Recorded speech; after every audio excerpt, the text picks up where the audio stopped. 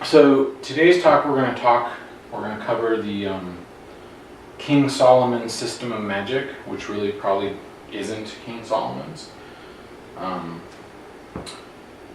A component of that system is called the Goetia, but most people have only really heard about the Goetia, but it's actually a piece of a larger system of activities. So, a couple of things I want to say first. Don't actually use these slides if you're going to study this or get into it. Like, the slides give you a good overview, but go look at the actual books, because I guarantee that I made mistakes in copying and pasting and transcribing things. So go to the original books if you want to study it more in depth, especially like the technical details of how things work. And if you need copies of the books, let me know. I have them on PDF. This is my normal, basically, this is just my opinion. I'm not trying to say this is how it is. Go figure out for yourself how you think it is. And I will probably talk about Christian elements, Hebrew elements, Islamic elements, various religions. The goal isn't to offend any. I don't really care what religion somebody is. It's all good. So if I say something that is not in sync with a particular religious faith, my apologies. It's not my purpose. And if somebody realizes I'm wrong about something, let me know. So the sources that I pulled from for all the various talks that we've done are, I put a big list here, but it's everything from like the Dead Sea Scrolls, Tibetan Book of the Dead, the various documents from the Hermetic Order, the Golden Dawn, Freemasonry, pretty much a huge list of things that I've read and studied and been instructed in. So if you want any of the source material, let me know. I have all that as well. Okay, so my background as to why I know about this or am able to talk about it is I'm in multiple secret societies, and these are seals of various ones that I'm in. I'm in more than these, but this is kind of the big ones. So I have 27 years of experience, I think, in these topics, something like that. So a fairly long background. And we have a couple of people who either haven't been here or haven't been here very often. So these are all the previous talks that we've done. There's quite a few different ones. And there's a thread between all of them where they sort of build on each other. So if you weren't here for these other ones, there may be some information or some terms that you may not know what they mean. Just ask me, because I probably explained them in a previous class. The slides for all of these, I think, is on our Facebook page. I don't think I'm missing any. I think all of them are up there. But I don't have videos for this stuff. I only have videos for the Enochian magic talk that we gave a couple weeks ago. Hopefully we'll start filming this more frequently, and then we'll have videos for all of them. And then I'm going to go back and reteach these. And so if you missed, you can come to those and then relearn them. Real quick, we went over the history of occult orders, secret societies, and different alternative religious traditions, starting way back in primitive man times, through Sumeria, Egypt, and on down to modern times. We talked about the concept of correspondences. This is how you connect different types of information together. Mars is Aries, is the god of war, is red, is lead. So there's different ways of connecting ideas. And correspondences is a fundamental capability that you should have in order to do any of the more advanced stuff. So being able to recognize, oh, that symbol's connected to this idea. That goddess is this thing over here. This is where it fits on the tree of life or whatever. It's kind of important to have all that symbolic information in your mind before you get engaged in some of these other practices. We talked about how to build different types of symbols using magic squares and mathematical tables and things along those lines. We talked about divination techniques, African techniques, Chinese techniques, tarot, things along those lines. We had some philosophical discussions about initiation, intent, and adversary. There's a lot of Jungian psychology in these topics, but what they do is they start building your psychological process to prepare you for the stuff I'm going to talk about tonight. The Kabbalah, we talked about a Hebrew system of mysticism and symbols for understanding the universe and the world and yourself. We get the history of Aleister Crowley and how he's influenced modern life. We talked about what Hermeticism is, and then most recently we talked about Enochian magic, which is a system of magic that comes from angels who talked to the chief scientist of England during Queen Elizabeth's time. So that's kind of a very quick review of what we talked about. All right. So, what is Goetia? The word Goetia means howling or wailing. Think of like wind when it's very noisy. It's kind of that concept. That's what the word means. If you go back to the ancient Greek for the word Goetia, it means charm, or like what jugglers do, basically. Also sorcerer or wizard. So it's kind of a weird term. On the one hand, it was like a negative term that you would use towards someone who's a sorcerer. Like, you're a witch, you're a Goetia. And it's kind of, the meaning has changed over 1,000 years since that word was out. Some of the other definitions that you need to understand is the difference between invocation and evocation. In medieval times, these words were used almost interchangeably, along with the word conjuration or the word summoning. In modern times, they've come to mean two different things. So if you go back and you read the old books and the old grimoires, you may get confused because they'll use these terms all over the place without any difference between them. But in modern writings and talks, invocation is the process of bringing something into yourself that is of a higher nature, whether it's the Egyptian gods or it's the Hebrew God or whatever God you want to bring into yourself. You're sort of inflating your consciousness with this higher level concept. Evocation is almost the opposite. The concept of evocation is bringing something outwards. You're putting a lower aspect out so that you can interact with it. Invocation is you bring something higher in so that your mind, your thought processes sort of merge with it. And evocation is you're taking something out so that you're separating its processes from your processes. Often invocation is used with angels and gods, and evocation is used with demons, jinns, genie, any kind of like lower nature concept. And those terms are all loaded, like what a demon is versus what an angel is versus all these things. We'll get to those philosophical concepts in a bit. Kind of throw out anything you might have been taught previously from society about what those terms mean for the purposes of this talk. So, to understand Goetia or Solomonic magic, we should know a little bit about who Solomon was. If you read the Islamic text, the Quran, he's known as Suleiman. If you read the Hebrew text, he's known as Solomon or Jedediah, sometimes Shlomo. If you read other texts, he's known as Sol, Om, On, which are three different names for the sun. Allegedly, he was around about 1,000 years before Christ, so about 3,000 years ago. There's actually a lot of evidence that he never existed, and that really what Solomon is a archetype similar to the Hierophant and the tarot cards. He's like this archetypal concept to convey certain ideas.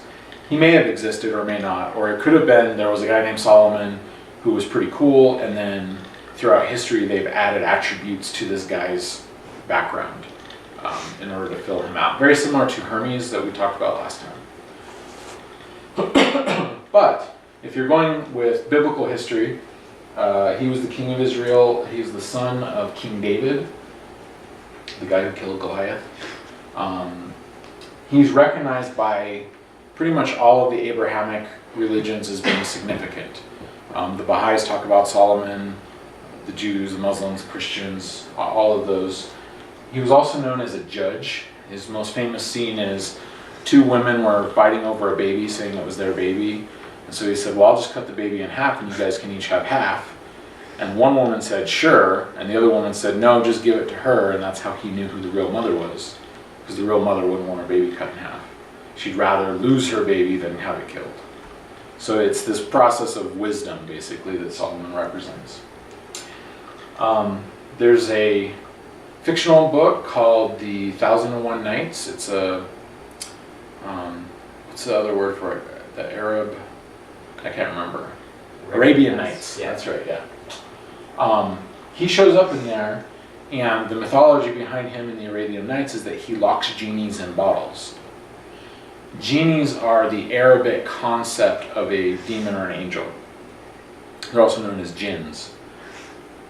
And so, in the story, he locks a jinn into some sort of a bottle or a contraption so that he has control over it and can order what to do.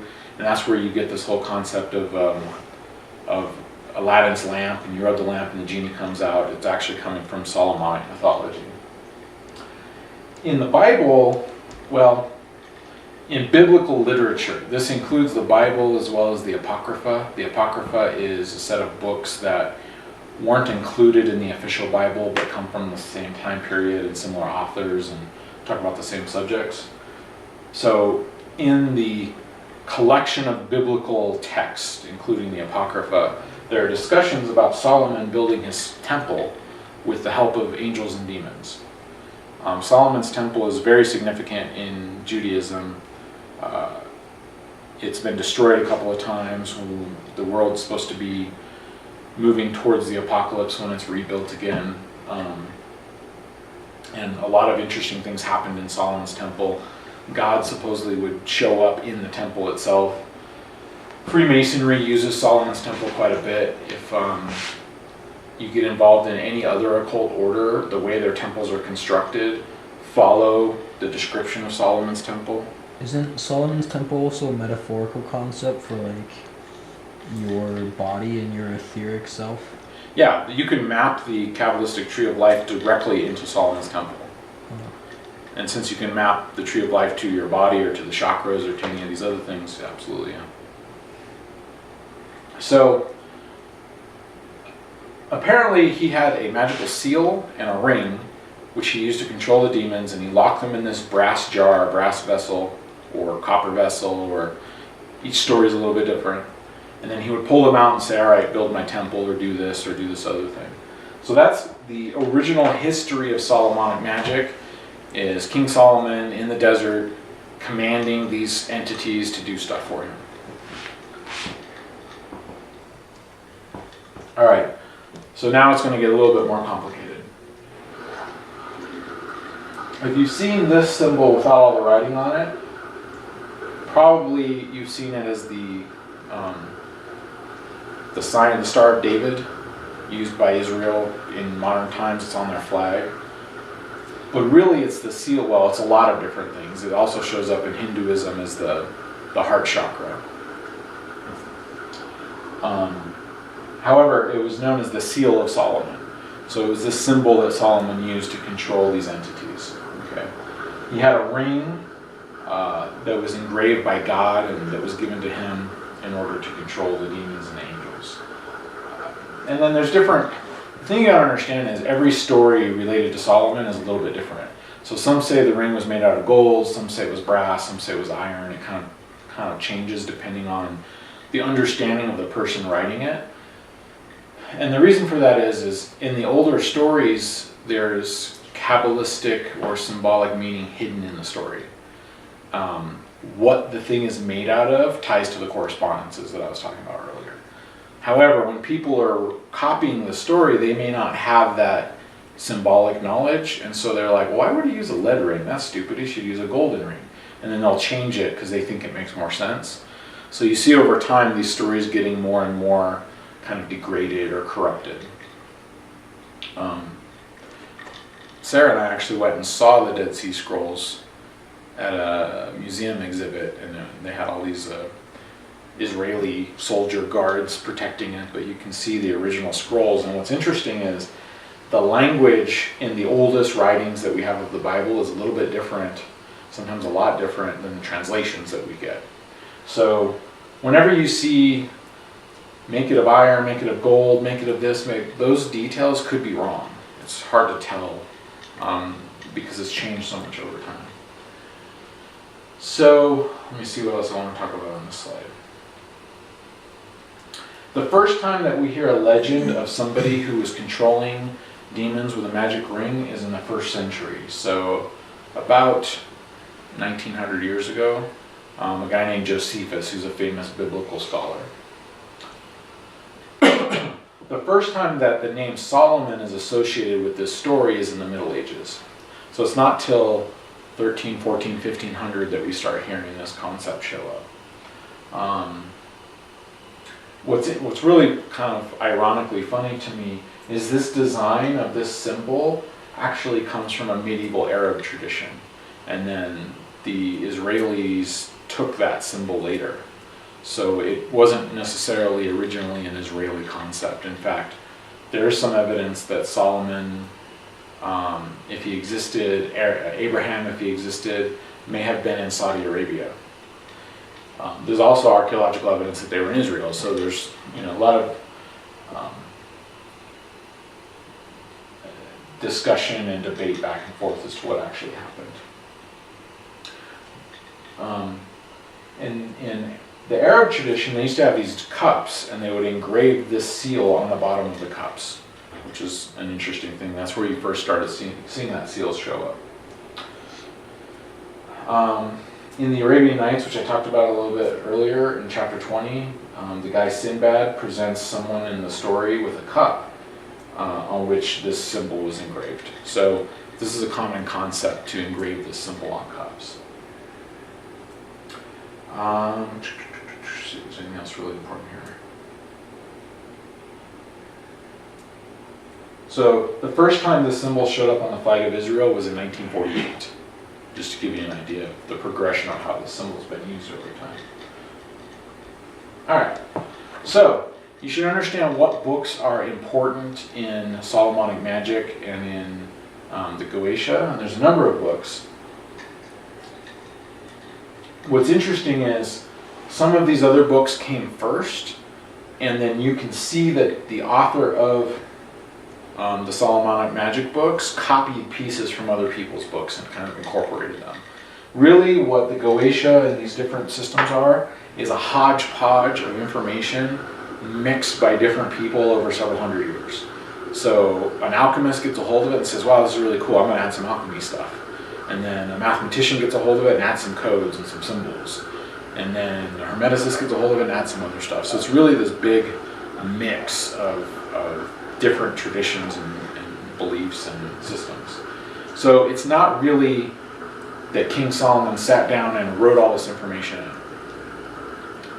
It may be that if he existed, he had a system that he passed on, and over thousands of years it's become what we have now. So you have these different people, Peter de Abano, Cornelius Agrippa is a significant guy from the Middle Ages. He wrote a number of books on the occult and this type of magical system, and his books are one of the standards for correspondences, alchemy, invocation, evocation, these types of subjects.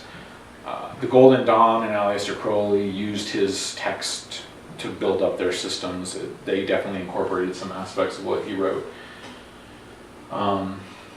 So from here up are sort of the books that the Solomonic magic derives from, and you can go look these up online. Most of them are freely available, so you can find PDFs. However, they're written in medieval language, so they're a little bit hard to understand, and sometimes the translations aren't very good, so good luck reading them. Some of them are very difficult. And some of them aren't completely translated, so you have pieces that are in Greek, Latin, Hebrew, German, French, all kinds of different languages. The books that comprise the actual Solomonic magic system, which has a few different names. One of the names is the Lesser Key of Solomon. I've heard it called the Greater Key of Solomon. I've heard it called the Goetia. I've heard it called the Clavicula Salomonis Regis, which is Latin for the Key of Solomon. Really what it is a collection of multiple books written by different people who somebody has decided, well, these are kind of related, so we're going to group them all together in this pile. This is the same process by which the Bible was put together. A whole bunch of random people wrote stuff, and in about the year 300 in Rome, they collected all these things together and said, all right, this is all going to go in, and this stuff's not going to go in. So people made decisions at some point, what's part of the Solomonic system and what isn't. And these are covers of some old copies of these different books. So you have the Ars Goetia. Ars means art. You have the Ars Theurgia Goetia, you have the Ars Paulina, the Ars Amadel, the Ars Notoria. And we'll talk about what these are. So, the people who are important in Solomonic magic, there's this list here. And for the people that were here last time when we talked about Enochian magic, you might recognize Johannes Tremethius. I took a picture of his book, which is in the NSA Cryptologic Museum. He's one of the older writers on this subject, and he was a mathematician and a cryptographer, and so he would write books on math and cryptography that had occult stuff in them. And then other people studied his books and took information from them. Some examples are Cornelius Agrippa studied his stuff, John Dee, the Enochian guy, studied his stuff. A person named Johann Weyer, who was a doctor in the 1500s, took information from this book. So this book is one of the source materials for Solomonic magic. And it's pretty interesting to me that the NSA holds this book. Blaise de Vignières is a very famous cryptographer. The Vignières cipher was designed by him, which is like you take an alphabet and then you take numbers and then you substitute them. That type of substitution cipher was basically invented by this guy, who studied information from these other guys. Thomas Rudd is a very famous occultist who wrote books on Solomonic magic, also a mathematician. You'll notice a trend here. They're all mathematicians. They're all scientists. And so this Isaac Newton was one of the best alchemists and occultists ever of all time. We only really know about his science writing, but he wrote 10 times as much occult information.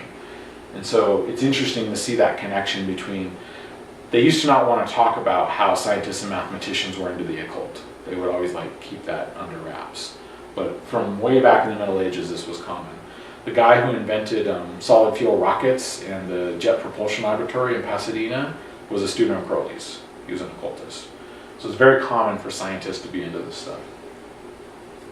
And then in more modern times, you have MacGregor Mathers, who's the head of the Golden Dawn organization, and then Aleister Crowley also studied these different works. So these are all the different authors to look up if you want to learn more about Solomonic magic. And I actually have pictures of everybody, or almost everybody.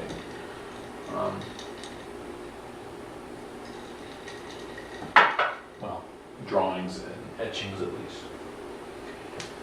Okay, so before we really dig into the system, there's some questions that we should ask. First question is, what are angels and demons?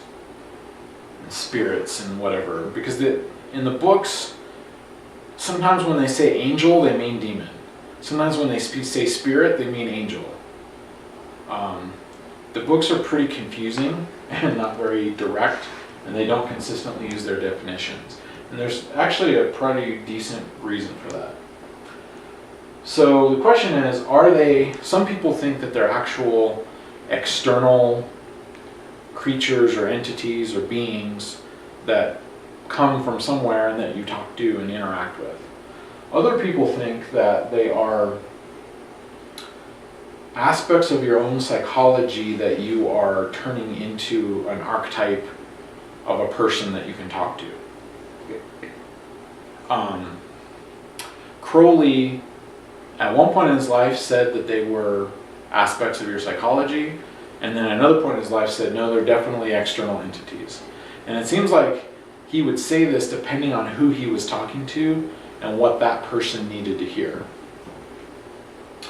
Other things are, when you're doing this process, are you hypnotizing yourself? Are you basically just the equivalent of being on drugs and you're seeing stuff that's not there and it's completely bogus, but it's all in your head? Other people think, no, there's an actual supernatural thing occurring here. Something from beyond is appearing and whatever. In my opinion, and actually it turns out in the opinion of Crowley and a lot of other occultists, is it really doesn't matter. It's completely irrelevant whether it's real or not real. What matters is there's a particular set of steps that you can follow to get a certain result, and there's a cause and effect that is desirable. So if you do these things will happen. It doesn't matter if it's real, it doesn't matter if it's in your head, it doesn't matter if it's placebo effect. What matters is, does it work? So these are good psychological questions to ask yourself before you get involved in this type of endeavor. If you're very superstitious or very deeply tied into a Abrahamic religion like Christianity, it may be hard for you to see these things as anything other than an external, evil, bad to mess with entity. If you're an atheist, straight science person, it may be very hard to see these things as anything other than it's just your own psychology and you're making crap up. The truth is somewhere in between here, and it's very interesting. So it's worth, before even getting involved, digging into your own thoughts and your own beliefs on this subject. The next question we need to ask, and what you'll see when we start going through the system, is it's extremely complicated. There is like 500 steps. You have to have the right colors and incenses and sounds and clothes, and your temple's got to be set up just so. And when you start going through this whole process, it's like more and more and more complicated, to the point where it's almost impossible to do. The amount of text that you have to memorize, because the spirits don't like it if you're reading out of a book. So you have to memorize the first invocation, the second invocation, the third invocation, the curse, the welcoming, the license to depart. It's literally like hundreds of lines that you have to memorize. So how important is that? Medieval scholars and occultists will say if you don't do it exactly the way it's said, it's dangerous and something really bad could happen to you. Modern occultists say you don't need any of that crap. You can just go out in the forest and like say a few things and you're good to go. Really what it is, there's an ongoing process here of initiation. It's very similar to alchemists. They're not really turning lead into gold, but they're boiling chemicals and they're memorizing formulas and they're putting together certain amounts of different things, and they're watching the thing and stirring it, and they're doing all these steps, because that in itself is a form of meditation. It's a way to get your brain to a certain state, to a certain level. And so all of these complicated steps and rigmarole, one theory, and it's a theory I believe, is a set of meditative steps to get you into a state where you can then do these things. So it's not that, oh, I didn't say this word exactly right, or I drew this symbol kind of wrong, and now I'm screwed. It's more, did you go through the process with the level of intensity to where your mind is in the right place? Were you able to reach that depth of meditation, basically? Does that make sense? Everybody cool with that? This may be the most important slide of the entire talk. Because as it turns out, there's a lot of modern occultists who do Solomonic magic following almost none of the rules that I'm going to tell you guys about. But they've worked on this process of internal initiation to get themselves to the point where their mind is in the right place. So if you're just going to like go from nothing to doing this stuff, you probably want to follow all the rules and all the steps, because you need that to build yourself up. Okay, so some important concepts to understand. Solomonic magic is a type of ceremonial magic. Ceremonial magic is where you put on robes and you have an altar and you have symbols and you say certain words and you make certain movements in order to cause something to occur. And Solomonic magic is a version of this. There's other types. There's Hermetic magic, there's Wicca, there's all sorts of different things. But pretty much all of ceremonial magic encompasses certain components, and the components correspond to the senses, with this final sense being like, you know, an extra sense. It's like spirit. So you have sight. Sight is the things that you look at while undergoing this process. You're going to be looking at a candle burning. You're going to be looking at the robes you're wearing. You're going to be looking at the altar and the way it's set up, the circle and the symbols that are drawn. So that's sight. Sound is the words and the phrases that you're going to be saying and the vibrations that you're going to make. This affects your consciousness at a certain level through the sense of sound. Smell is, you can use essential oils, you can use incenses, you can use actual like roses and wine and different components. And that smell is extremely powerful. I can smell something and it puts me right back into a 20-year ago memory. Like, oh, this is when I was in this place and this thing was happening. So smell is a very powerful way to make connections in the brain between different things. And what you'll notice is, if you look at a particular entity in the Goetia, it's going to have its own incense, its own color, its own smell, its own metal, its own liquid, its own symbol. It's going to have all of these different aspects of sense are going to be connected. Taste, typically during these type of operations, you'll have some sort of a sacrament, meaning you've done all these operations and there's something you can eat and or drink on the altar that is absorbing all of that energy from what you're doing, and then you take that into yourself kind of symbolically in order to absorb that same energy. Touch is related to this, as you're walking around with your wand or your robes are hanging off your body, that's all touch, and those feelings of your body evoke a certain state of consciousness. So when you put all of these things together and your mind is able to connect all of the correspondences and symbols and all of the sensory input that you're taking in, a certain effect that's not unlike taking drugs occurs. It's highly, highly, highly, highly recommended not to take drugs while doing this stuff. There are some people who do, and those people are like very strongly centered in their traditions, meaning they really know what they're doing. They've really gone through a process of work and initiation to build up. Because you basically don't need it. One way you could look at this process is, if you've done any studies of brain waves, you have alpha, theta, beta, different states. As you're walking through this process, you're changing gears in your brainwave state. And as you change those gears, hormonal processes in the endocrine system occur. So you might begin dumping DMT out of your pineal gland, for example, or something along those lines. That's just a theory. I'm not saying that's what happens. But so this whole process is a methodology of messing with your physiology so that you get into a certain state where you're able to achieve certain things, which we'll get into. Any questions on that super, super important slide? Okay, so I have organized the books in a particular order for a reason. The books are in kind of a random state, and the information in the books is randomized. And if you read them all and understand them and study them, you'll see that they actually need to be rearranged in order to build you up in the appropriate way.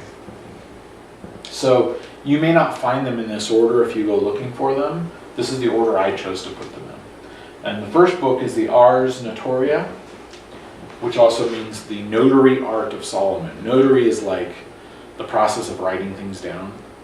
So this book involves symbols and letters and the way things are written. Okay, so this is the oldest book from the Key of Solomon. We have copies of this book going back to the 13th century, so like the 1200s. And that's as far back as we have anything written on this. There's a guy named Michael Scott who at that time was likely from Scotland in the year 1236 who mentioned this book. The book is basically a collection of prayers and magical words and some symbols. Think of this as like the dictionary that you have to learn before you move on to do the other stuff. There's another book called the Sworn Book of Honorius. Honorius was a pope, and this pope wrote an occult book, which is a very odd thing to have happen. And that's his book, Liber Juratus, or Juratus.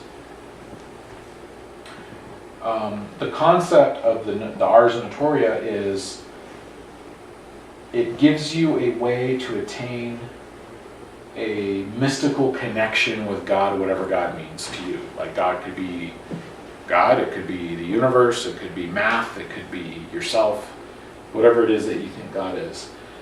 This sets you up a understanding of how to interact with that, whatever that is. Some of the, what you'll notice with this older magic is a lot of it is concerned with semi-mundane things like, I want to learn how to speak really well in front of audiences, so I'm going to do this magic so that I can do that. Or I want women, so I'll do these different processes in order to be attractive to women. Or I want to have a perfect memory so I can remember everything I see. There's a lot of these type of steps in this type of magic. Have any of you guys seen The Matrix? Yeah, like 1,000 times. So the scene where Neo sits in the chair and they teach him Kung Fu in like 1 second, or like they upload Kung Fu into his brain, and he's like, oh crap, and then he's like, I know Kung Fu. That's kind of the same idea, like instantaneous understanding of a subject. So you don't know anything about it, you go through these steps, and then you're an expert in it. Very interesting when you think about the authors of these books were all the best scientists in the world at their time. Perhaps they used these steps to learn physics and chemistry and math and cryptography. Or perhaps because they knew those things, this was interesting to them. It's hard to say. One of the problems with these books, like the Ars Notoria goes back to this date, it has been copied and rewritten and reauthored and modified and changed a huge number of times. So the modern copies of this book that you might find today could be vastly different from this copy. Which tells me if the line of every symbol and each word in every invocation is critical, we're screwed then because we don't have the exact copies of anything. Leads me to believe it's not that critical. So this book is divided into 3 pieces. General rules, special rules, and prayers.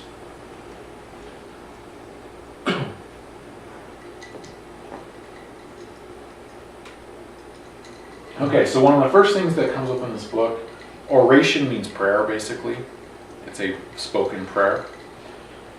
Is a prayer of the 4 tongues, and the reason it's called this is because it has Chaldee, which is like Chaldean, or around the area of Samaria, Greek, Hebrew, and Latin. It has multiple languages. That's why it's the prayer of the 4 tongues. And the idea behind this is that you should read it in the morning, around noontime, and in the evening when the sun's setting. So it's one of these things that you do 3 times a day. Many traditions, Crowley's Dilemma has this, Greek Orthodox Church has this, some Christian sects have this, where at different times of the day you recite a particular prayer, and it's a way to keep your consciousness through different stages of a 24-hour period in a proper sync or level. And the reason I'm talking about this first, before we get into the Goetia stuff, is that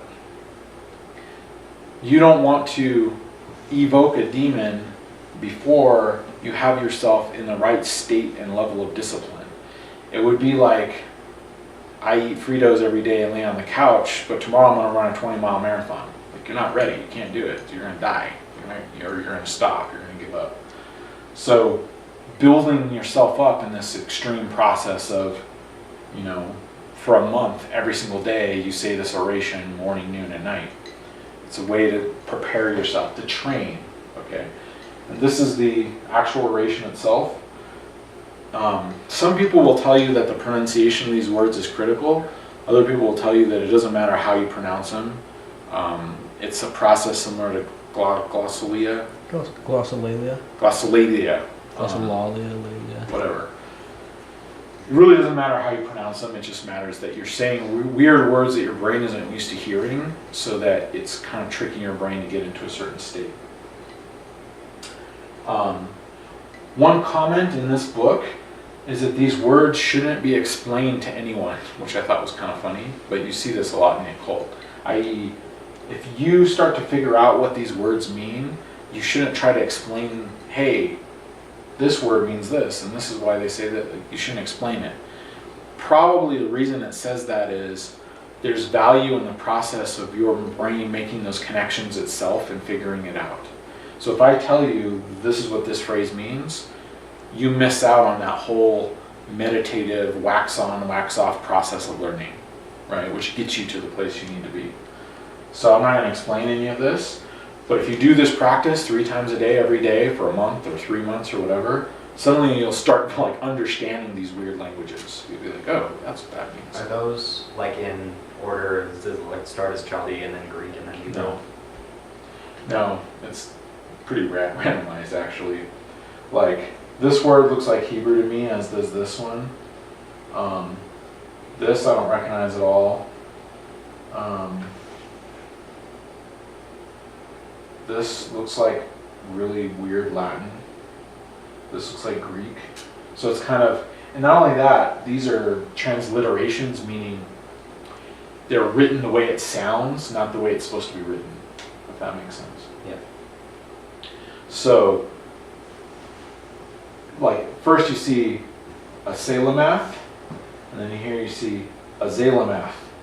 Probably the same word. For some reason they stuck Z's in there. And the hard part with this is like, if you use Kabbalah, there may be a code, a numerical code as to why this is Z's and this is S's.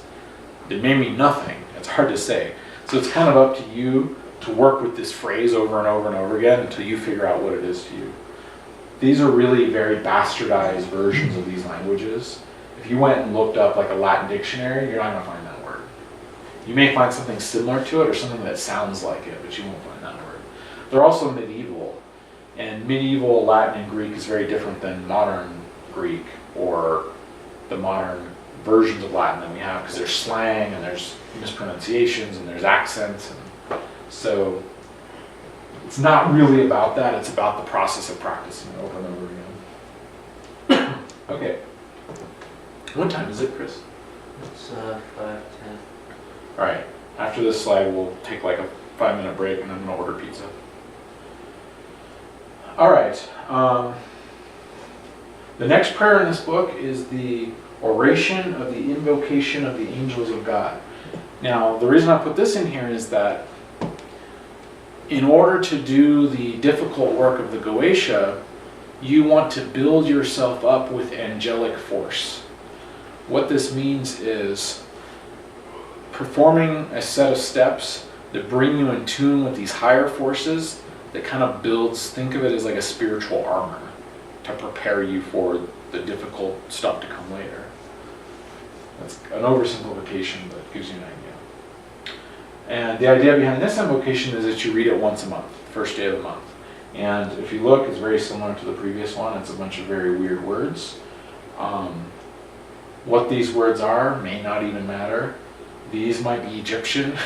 Like there's all kinds of weird. So one of the things that happened is in the medieval times, occult scholars would get glimpses of words in other languages and think that they looked or sounded cool and throw them in. Kind of like the way slang evolves today.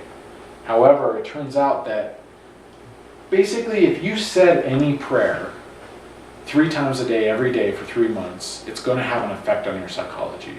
I don't care what language it's in and I don't care what tradition it comes from. It's useful to use a system that already exists so you don't have to like make it all up on your own, but it almost doesn't matter. Like you could use a completely made up language and it would probably work, in my opinion. Other people would have a different opinion. But you can experiment with this. This is the actual phrases. Again, I would go look these up in the original books rather than using my slides in case I screwed something up. And then there's very mundane ones like the prayer to obtain good memory. So it's very important in the Mid Ages, books were extremely scarce. You know, a book would cost as much as a house. So you might only get to look at a book one time. Like you might be traveling and someone will let you look at a book. So you want to be able to retain as much information from that book as possible. If you have perfect memory, like photographic or eidetic memory, you could actually go home and write the book out, right? If you saw it once and you looked at every page, you go home and rewrite the book. Super valuable skill in the Middle Ages because you couldn't get that book. You couldn't find it anywhere. Completely worthless skill now because you just go to Google and say, give me the PDF or whatever, and you have it. But this is something they concern themselves with at those times. And I'm not going to read this whole prayer, but what you'll see is most of these prayers, when they're translated to English, sound like any Hebrew Christian prayer. Oh, I beseech thee, my Lord, my God, please help me, blah, blah, blah, send your angels, blah, blah, blah. They're all pretty much the same. And we were just listening to a talk by our buddy Lon Milo, who's almost 70-year-old occultist that we know, who was complaining about these like super long blah, blah, blah, blah type things. When you get to a certain level, you may not need any of this stuff in order to accomplish certain things. But when you're beginning, it's helpful to go through this effort because the process that happens is you're memorizing this and working through it and reciting it, even though it may be nearly meaningless, is valuable. It's a meditative process. Let me just see if there's anything. Most of the Solomonic magic is very Christian in nature, or at least Hebrew in nature. So you're going to see a lot of talk of God and his angels and Jesus and amen and all of that stuff. I think this is mostly a convention of the time. If these guys wrote it in a totally different way, they'd get burned at the stake. But because they wrote all this stuff in a Christian manner, they could get away with it. Prayer to obtain knowledge of disease. This is basically so that you can go up to sick people and know what's wrong with them, and then tell them you're going to die, sorry, or you're going to get better, don't worry about it, or whatever. And again, it's another set of weird phrases. Eliminator, condonis, halosi, it's like a hodgepodge of different languages.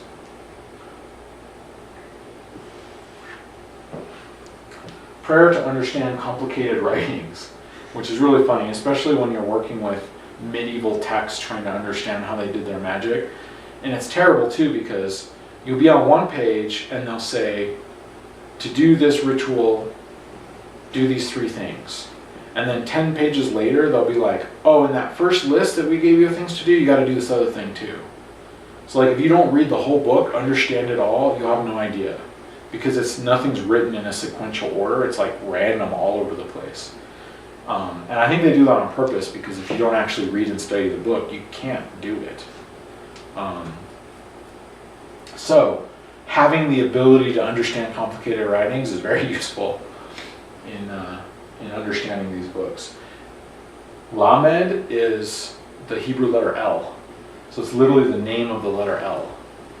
So that kind of shows you, like, I'm not going to say it's silly, but this medieval author started off this prayer like saying the letter A and then some other stuff.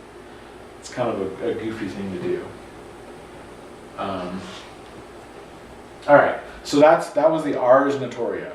So it's basically a book that gives you a set of prayers that are useful to build up your psychology to a certain level where you're ready to do the next thing. The next thing is the Ars Almadel.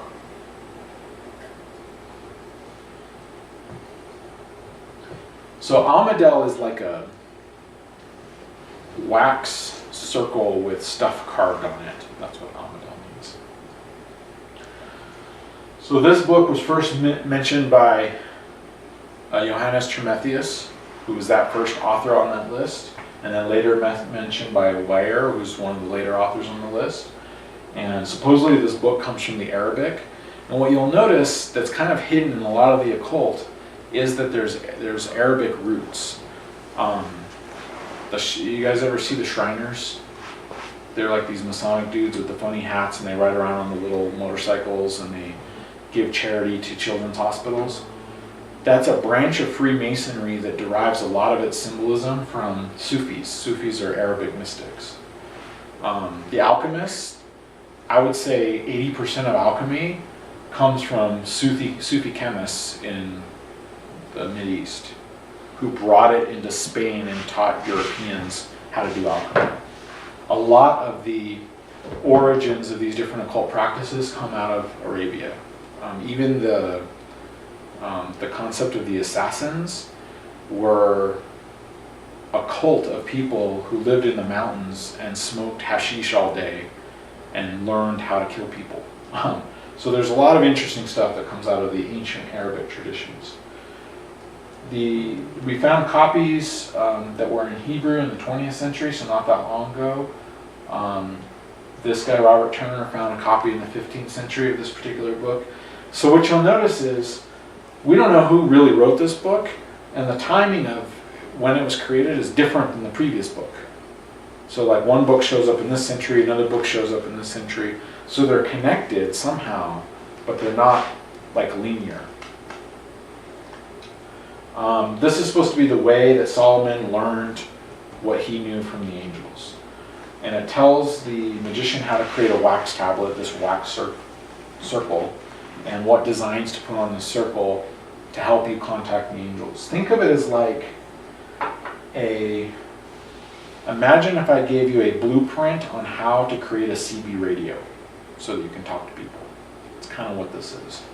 It's a blueprint for how to talk to angels using a device.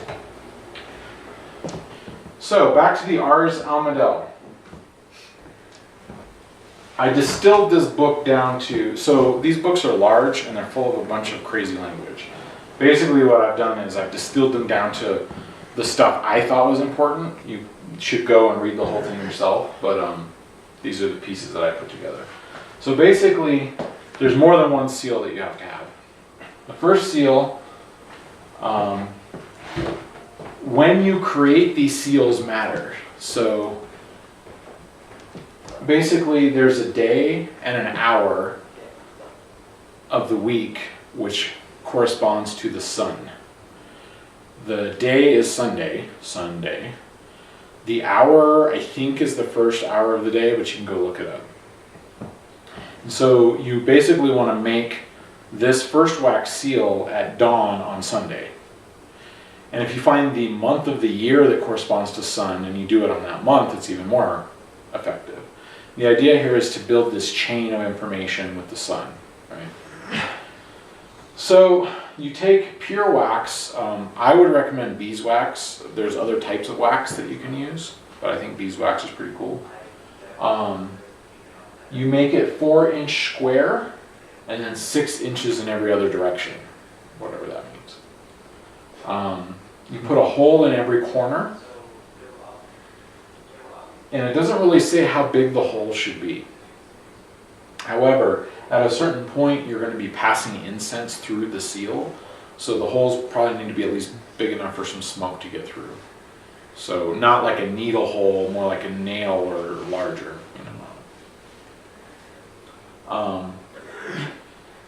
For each hole, you're going to write a set of names. These names are corruptions of Hebrew names of God. So in the east hole, imagine that you have your seal, and you're going to have these holes in different cardinal directions. In the east hole, you'll write Adonai with a J, Helomi, and Pine or Pine. I don't know how you pronounce that. At the south hole, you write Helion, Heloi, Heli. The west hole, you write Yod, Hod, Agla. And at the north hole, you write Tetragrammaton, Shaddai, and Yah. These are all just different names of God, or of the Hebrew God. I'm actually not entirely sure about Helion and Heloi. This is like Greek, but I'm a little confused what that's about. I didn't look it up. Between each hole, you make the Pentacle of Solomon. The Pentacle of Solomon is just a pentagram. Did we lose Dylan? Oh, it's Quentin. I know he's on the phone, but I don't know where Dylan's at. Dylan's right Oh, you're here. right there. You're right in front of me. How did you become invisible? That was awesome. I literally looked right there and didn't see you. Okay. So when you're going to make this seal, you want to have a large quantity of like more wax than you need to make the seal, because you're going to use the leftover wax to make other things. You use the same wax to make 4 candles that you're going to use during the actual operation. You're going to make a 4 feet out of the same wax. These feet should be big enough. The idea behind this is once you make this seal, you're going to want to have it above your table or altar or whatever, like that high. Underneath is going to be incense, and the incense is going to be flowing out the holes that are drilled in the seal. So in order to pull that off, you need some feet that you can set the seal on. Some wax stands, wax poles, basically. The next thing you need is a seal of pure gold or silver with these names engraved on it. Often what they mean when they say a seal of gold is a disc. And this is something you're going to put on top of this seal. Now, for those of you that were here for the Enochian magic, you might remember that you have an Enochian table, and then you have certain seals around it, and then you have the sigil de Ameth, which is a big wax round disc on top of the table. It's this idea of stacking different symbolic ideas up. And I think that's everything on how to create the first seal of the day. Okay, the other seals that you need need to be in the right color for the right cardinal direction for the entity you're going to work with. So certain angels or demons are easternly angels, or westernly angels, or southerly angels, and you can figure out what is what by looking them up in the books. So let's say you want to deal with an angel who is about teaching you knowledge, scientific knowledge. It's probably going to be an easternly angel because the sun rises in the east, which means illumination or light or knowledge rises from the east. So you would go in one of these books and find the tables of angels and say, okay, here's the angel's name. This angel rises in the east. So I got to make white candles. So you take your beeswax and you add some paint or color or dye to turn it white, and then you make your seals out of that wax. Or let's say you're going to be a soldier and you're getting shipped off to Afghanistan. You want to work with an angel from the south, and that angel's color is red or red rose. So when you go to make your seals, you're going to color them red. So you kind of get the idea here is you have to know what is the angel's nature, what is the angel's cardinal direction, what are their colors, what is their behavior, like are they about war or teaching or love or whatever, and then what is their day. So like, east is a particular element. East is air, south is fire, west is water, and north is earth. So you kind of want to understand the element that you're working with. You have to understand all of these symbolic correspondences in order to build this stuff. And this is why you can't just like go do it. It literally takes a year to read the books, practice the prayers, build the equipment, and go through this whole lengthy process.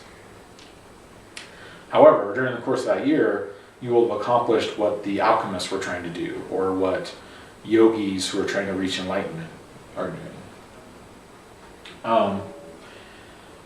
Depending which direction you're building a seal for, the names that you carve on it, so if we go back up here, you see at each hole you're going to carve these different names. So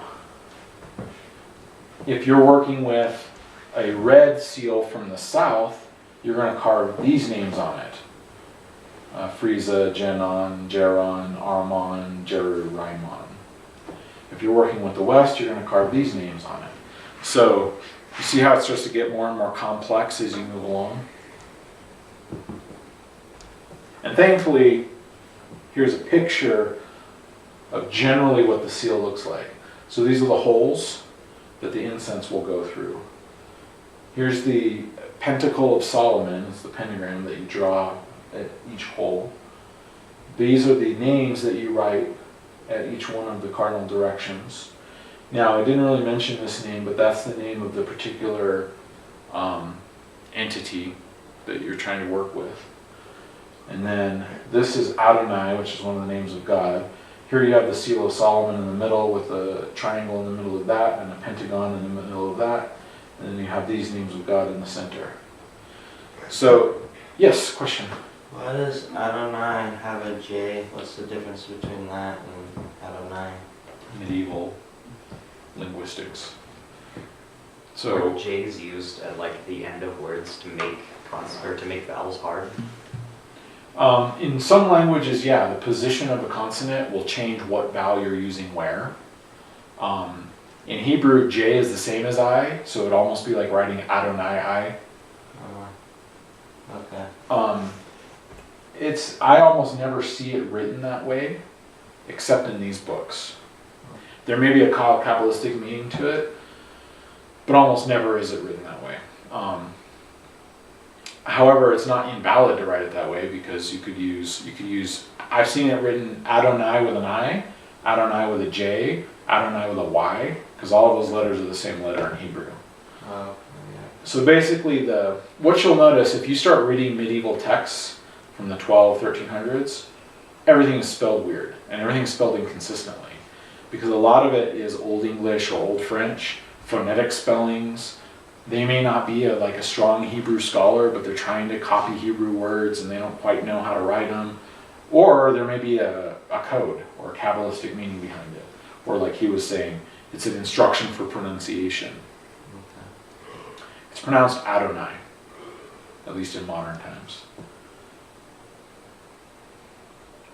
Like Yod, the letter I in the English alphabet, or the Hebrew alphabet, usually I see it spelled Y-O-D. Here it's spelled J-O-D. yeah.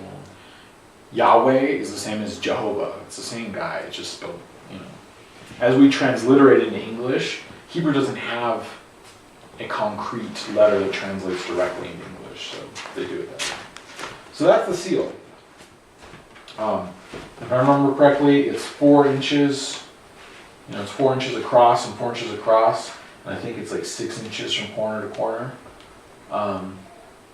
So basically, you take your wax, you make this sucker, and then you carve all this stuff out. Now, some practical ways of going about that is you can take wax and a cake pan that's the right size, and you set your oven very, very low because you don't want to scald the wax, and you put either raw beeswax pellets or even beeswax candles in the cake pan, put it in the oven so it all melts and then it forms into that shape.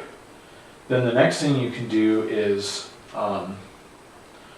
you could project, like if you get a little projector, this image onto the thing and then carve over it, like trace it. You could put a piece of paper and with ink draw this symbol on the paper and then touch it to it so it kind of leaves an imprint, and then you could carve it with a knife. There's a lot of different ways to go about it. The best thing to do is to use your own ingenuity to come up with some way to create this. You can buy these online. You can go to the solomonicmagic.com and purchase one, but you lose the point of the process. As you're making this thing, you become familiar with the names, you become familiar with the geometry, right? There's a lot of geometry here. All of this stuff starts to work in your subconscious. So the recommendation is build it yourself, but you don't necessarily have to. You can just buy it. Okay, so in the Ars Almadel is this very in-depth invocation. And the idea behind this invocation is to bring the authority of God and the protection of the angels into yourself. So at this point, you have memorized and practiced a number of prayers. You have messed around with wax and constructed a seal. And now you're trying to get your consciousness and your spiritual armor on up to a high level.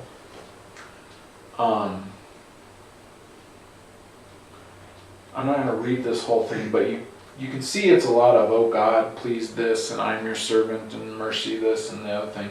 But if you start to break this down into what's going on here, is it basically says, God's in charge of everything, I work for God, you need to do what I say because of that. So it's a process of asserting your authority over things in the universe that aren't God itself. Does that make sense? Okay. And then it's got some weird words like, oh Mapa Laman, hallelujah. Hallelujah is hallelujah, which is the name of God. So this word is interesting. If you ever get a chance, dissect that word Kabbalistically and find some interesting stuff. Okay, so here's practically how the Ars Amidel works. First, you got to decide what you want to do. What's the nature of your working? Is it intellectual? Is it physical? Is it war? Is it whatever? Then you have to determine the cardinal direction for the particular working. In the books, they call it the altitude, and what they mean by altitude is east, south, west, north. You're going to put 4 candles on 4 candlesticks. You're not going to light them. You're going to figure out the angel for that particular altitude, and there's tables of angels in this book.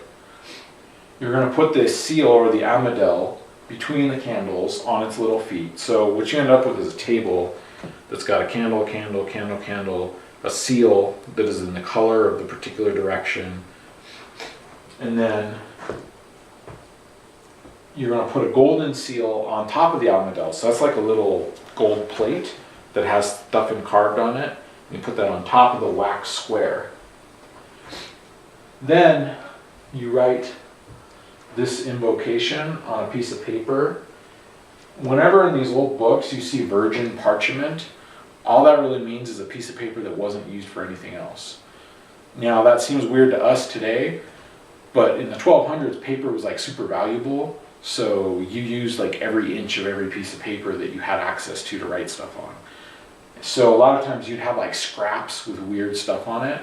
The idea behind this is you don't want to add other ideas or words or symbols that aren't a part of this into what you're doing. So you want a piece of paper that's perfectly clean. Not hard for us to do today, but in the 1200s it was like finding a clean piece of paper was expensive, it was hard. You can go to a stationery supply store and get parchment paper, which is actually really nice. It's kind of expensive, but it's pretty cool, and you can use that. You could also just use printer paper. It really comes down to how much significance you want to add to every detail. The more detail you put into it, the more your psychology is like building up this process. You could do this whole thing with like, I don't have wax, so I'm going to use a pizza box and I'm going to cut it in the right shape and I'm going to draw the stuff with a Sharpie. Like, you could improvise to a very ghetto degree, and if your psychology is in the right place and your process of building up is correct, it will probably still work, even though it's like super ghetto. So that's something to keep in mind. The more you can follow these directions, the better, because it's I don't want to say alien, but it's unusual to your normal day-to-day life, and so this stuff it shocks your mind into a certain place. Have you ever watched the TV show called The Dresden Files? It's a TV show about a wizard that lives in Chicago, and instead of a magic wand or a staff, he uses a hockey stick. And this is this idea of improvised magic. Like, once you understand things at the right level, and you're able to abstract symbolically powerfully enough, and your level of creative artistry is high, you can use anything. Like, you literally, whatever. There are some magicians who use nothing. It's literally just themselves, and they have the whole thing is done in their head. Okay, so once you have the golden seal, you've written your invocation down, it says prepare a vessel of earth. This basically just means some kind of a vase. It could be made out of clay, something that's going to handle heat. And in this vessel, it's like a plate basically that you put under the seal. You're going to put like hot coals, incense cones, like something that will burn pretty well and help you burn the incense. The thing you want to be careful of is if you make that too hot, you're going to melt your seal, right? And it's going to just turn into a blob on the table. So you want to you might have to experiment with this a little bit so you find the right height of the seal and the right heat of the stuff. And then it says to put 3 grains of mastic so that the smoke goes through the holes of the almadel. Do you know what mastic is? Mastic is some substance that, do you know what it is? No clue. It's Look some, it up. yeah, it's some substance that you can use as an incense. I knew what it was at one point, but I've forgotten. So whether or not you use 3 grains or 5 or 10, you want to get the incense smoke kind of streaming out of this seal.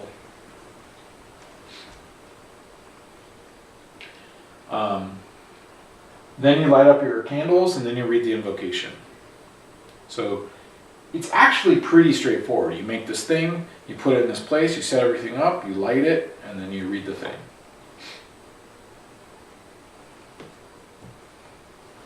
At that point, what's supposed to happen is an angel is supposed to appear and say, what do you want? And then they give you a formal response, which is, I desire that all my requests may be granted, and what I pray for may be accomplished, for your office makes it appear and declareth that such is to be fulfilled by you, if it please God. So this is like 12th century language of, you are of a higher stature than I am, and hopefully God is cool with what I'm trying to do, so please do this thing for me. A lot of modern magicians reword these into modern English, into their own phrase. What I recommend in all things is, if you look at Vincent van Gogh's early paintings, they were perfect, like almost photographic. And his later paintings were very abstract, and you had crazy use of texture and colors. It's because he was a master at painting. He learned how to paint awesome, and then he came up with his own system of art. So learn all this stuff to where you're awesome at it, and then come up with your own system. That's kind of my recommendation of how to do this flow. You could improvise all this stuff now, but if you learned it and practiced it as it's written, as it's described, as best as you can, after a certain period of time, you could then come up with something much simpler for yourself. But if you just like tried off the bat to do it yourself, you don't have enough knowledge and practice and experience to be able to do it. So the other thing it says is that if the angel doesn't appear, use the golden seal to make marks on the candles. And I think the marks are like cuts. And apparently this is supposed to annoy the angel or get its attention so that it shows up. Some people say that the angel actually physically appears in front of you like a person and starts talking to you. Other people say that you have an impression, like a feeling of something in the room, and your mind, like, have you ever heard somebody call your name in a room that's empty? Like you're just hanging out in a room, you just hear your name, like somebody whispered in your ear. It's like a process like that, kind of. So I don't know, every person's different, but that's what they describe. Now, what's important here is when the angel asks what you want, all of these talks that I've given before about adversary, intent, initiation, come into play here. Because if you ask the angel, I want that chick to fall in love with me, that may be like the worst possible thing that could happen to you, right? Because you may not understand your full intent, and she may not actually like you, and she may be bad for you. So exploring and analyzing your own psychology and motivations for why you're doing things and what you want to accomplish is super important, and that's part of the previous steps.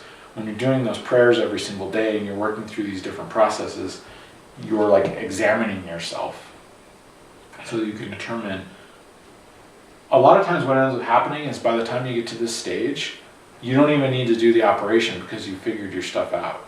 Like you solved whatever problem it is you're trying to solve by just becoming more disciplined and motivated. So it's a weird way to think about it, but that's how it works. So That's the Ars Amida. So Ars, the notary art, is about the prayers and the written things. The Ars Amida is about the seal. Now we have the Ars Paulina, which means the art of Paul. One of the myths or the legends about this is that this is the magic that was given to the disciple Paul from the Bible. There's a picture of him hanging out right there. Or the Pauline art. This is book 3 of the Key of Solomon. This is very derived from Trimethius Steganographia, which is, I don't know if the NSA has that book too, but they have one of his books. So all of those books I listed on the book table, this book is made up from those different pieces. There's a story that the angel Raziel came down and gave Paul the apostle this book and said, here's how you do this. Most likely, from the evidence that we have, this book was actually written in the 17th century. So it's not 2,000 years old, it's like 300 years old, 400 years old. This book has a whole bunch of different things. It's got a magical calendar, which is important because you need to know the day and the hour and the month of the year, when to do this or to do that. So you need a good calendar. It's got a number of astrological seals. These are different seals or designs that are based on the zodiac. And what's funny is this book talks about guns. So it can't be that old because guns were only around at a certain time, right? And the book mentions the year 1641, so it's probably from about that time. That book is divided into 2 pieces. The first piece is about 24 angels, and these angels, each one of them corresponds to a certain hour of the day. And then the next one is 360 angels or spirits, which is a degree of the zodiac through the course of the year. So it's just another big table of angels. Okay, the first book from the Pauline art is How to Conjure or Invoke Angels. You've got 12 angels of the day and then 12 angels of the night. And these angels have different titles, and they exist in a hierarchy. And a hierarchy basically means you have some angels that are in charge, and then some other ones that work for those, and then some other ones that work for those. I think that this is a symbolic attempt at showing the way things ascend and descend in levels. So like, first you're a baby, then you're a kid, then you're a teenager, then you're a man, then you're an old man, then you're dead. Those are levels, right, of when things happen. So these hierarchies are kind of like levels of how things occur. During the Kabbalah talk, I talked about the 4 worlds of the Kabbalah, where you have the idea of rest, which becomes the idea of sitting, which becomes the idea of chairs, which becomes a physical chair, right? This is this hierarchy of manifestation. I think this is related to that, but they don't talk about that stuff in this book. So you have the lords or the princes, the dukes, and the servants. These are the sort of 3 levels of angels they talk about here. Each angel has his own hour and his own planet, and every day this stuff changes. It becomes a very complicated system of like, how the heck do I figure out which angel corresponds to what hour and what day, when I'm going to do the operation. So there's a lot of planning and math that's involved as you try to figure out when you got to do what. For example, Monday at sunrise is the hour of the moon. Monday is moon day. And it's ruled by the angel Samael. And the nature of the moon is emotional, unconscious, and maternal. So if you're trying to cause something to occur, like, I'm trying to think of an example. Like, let's say that you have a particular habit that you don't like. You want to give up smoking. There's some subconscious process that's going on that's keeping you smoking. So you might work with this particular angel to unravel whatever's in your subconscious that makes you want to smoke or overeat or whatever it is. So you'd have to go figure out what angel is the right day and the right colors and the right everything for this particular process that I'm trying to do. Those of you that were here for the tarot card talk, if you remember, I said that each tarot card is sort of a different aspect of a person's psychology and makeup. And then if you memorize all of the tarot card descriptions, you'll understand a lot about like human life. This is kind of the same process. If you go memorize all these angels and what their attributes are, what they're good for, you suddenly have a very large understanding of like human psychology. Ancient, medieval level human psychology. Okay, so here's an example of how the hierarchy works. You have the chief prince or the lord named Samael. Under him he's got his dukes, Ameniel, Charpan, Darosiel, etc. Under each of these dukes have their own servants, which there's 444 servants under these eight dukes. So you can see it's just like it's more and more complicated, more numbers of angels. So you might like talk to this guy and say, I need to do XYZ thing, and he'll say, oh, we'll get one of the servants to do it. Sometimes when you work with one of the angels, they'll give you the name of like a lesser dude or whatever to do the stuff for you because they don't want to do it themselves directly for whatever reason. Okay, so the steps from this Pauline art is create the seal, lay it on the table of practice, and I haven't described what that is, but I'll show you guys a picture of it. And you want to put it in the location of the Lord, of the sign, of the day, of the planet, of the hour, of the time of the year, like depending what you're working with, you have to figure out like which Lord rules the particular area that you're trying to work in.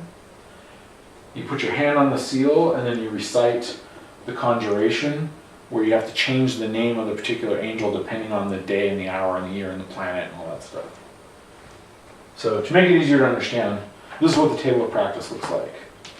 So you have a seal of Solomon in the center of the table, and the book doesn't really explain how to make these, not like the Almadel does.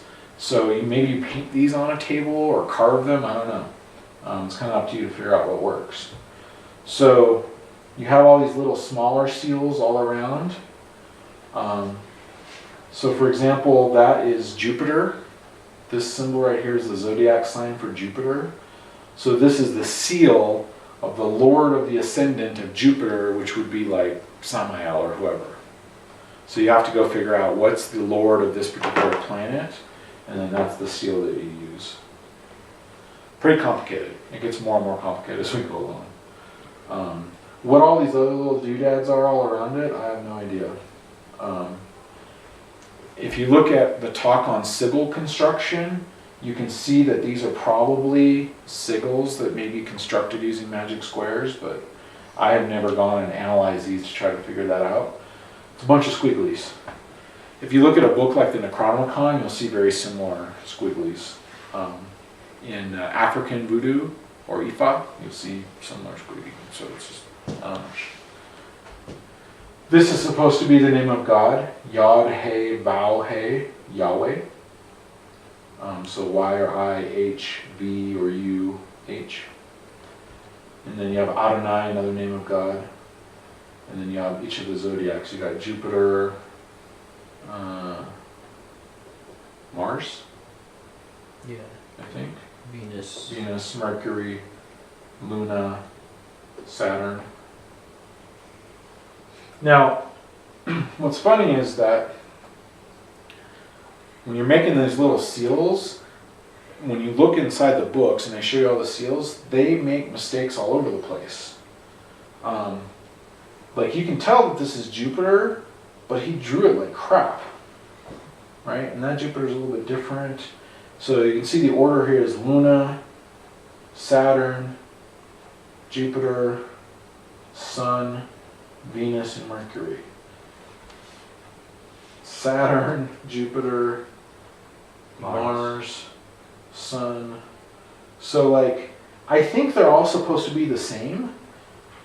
Because when you look at most of them are the same, but every so often they're like missing one, or they have one in a different spot or whatever. And there's no explanation for this. It doesn't describe like how you figure this out. So I think that they're all supposed to be essentially the same on the outside, And it's just like sometimes he draws it this way and sometimes he draws it that way. What matters is what's on the inside because that's what applies to the particular operation you're doing. So for some reason it's got Aquarius and Jupiter in here. Here it's got Luna and Gemini. Luna and whatever. So you take a clean piece of paper or parchment, you write the character of the Lord of the Ascendant, you write the symbols of the planets, and then you take this seal that you've drawn on a piece of paper and put it on the tablet, which is this thing, in the appropriate place. So you have to figure out like what direction Aquarius belongs in. And then you put it in that particular spot. Think of this as like you're tuning the dial of an old school radio or TV to a particular frequency. That's kind of what's going on here, is you're putting the seal in the right location to generate the link. All right. Then you have this giant conjuration. O thou mighty and potent angel Samael, who by the decree of the Most High King of Glory, ruler and governor, blah, blah, blah, blah, blah. Same idea. God's the boss, I work for God, therefore you work for me, so do what I tell you. And you got to change the name of the angel to whatever one you're working with. And then you have these three great potent names of God, Agla, On, and Tetragrammaton. I always find it funny, these occult books use the word Tetragrammaton, which is just the name of the letters Yah, He, Vau, He. So why they don't put Yod, He, Vau, He instead of saying Tetragrammaton, I'm not sure. And On is the name for the sun, and Agala is a, what do you call that? Where each letter is a word? An acronym? No. Maybe. The one where it's like abbreviated to Yeah. letters, right? Yeah. It's an acronym. Yeah, so Agla is an acronym for a set of words. So this is really weird that they call these the three names of God. On I can buy, because On is sun, and it's kind of like Om in Hindu.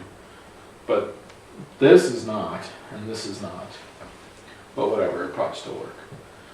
So the other thing that's important here is it says, descend and show yourself visibly and perfectly in a pleasant and comely form before me, in this crystal stone to the sight of mine eyes, speaking with a voice intelligible to apprehension. What that means is appear in a form that doesn't scare the crap out of me and speak to me in a language I can understand and appear in this crystal. Well, so far it hasn't talked about crystals at all. So the fact that the conjuration says to use a crystal, but none of the instructions on how to set this thing up mention crystals is kind of interesting. Does this mention what kind of crystal at all? No. Oh, that's crazy. What I think, and what there's a guy named Poke Runyon who has the world's goofiest YouTube videos, but he's actually he's probably one of 2 or 3 guys in the world that really understand this system.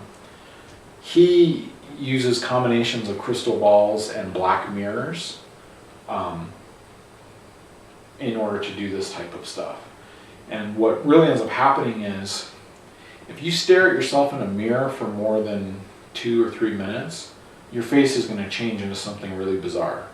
Try it. It's like a known psychological effect. Psychologists have studied this. I think there's an explanation for why it happens, but your face completely changes.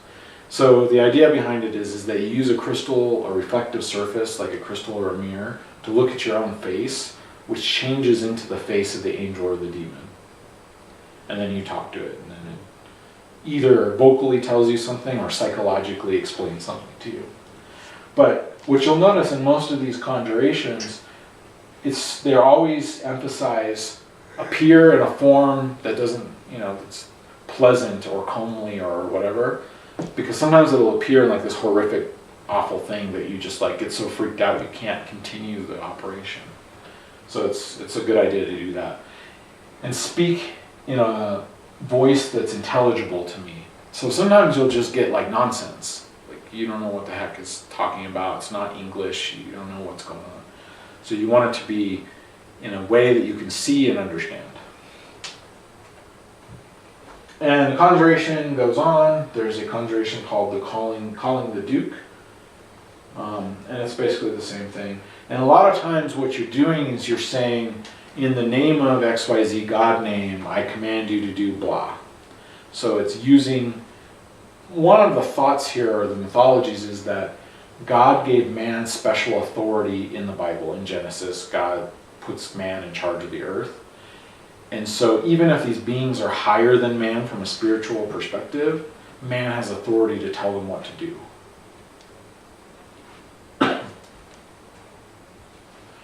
All right, so the second book of the Pauline art is a bunch of angelic names and tables. So you've got 12 angels, each assigned to one of the signs of the zodiac. And then you have angles going to every degree of every sign. So the zodiac is a 360-degree circle, and so it's got degrees, and each degree has its own angel. You can get really complicated and assign an angel or a demon to everything in the universe. Every grain of sand has its own ruling angel. That Kleenex box has its own ruling angel. And then there's an angel that's in charge of all Kleenex boxes. And you can just keep growing this very complex hierarchy of stuff.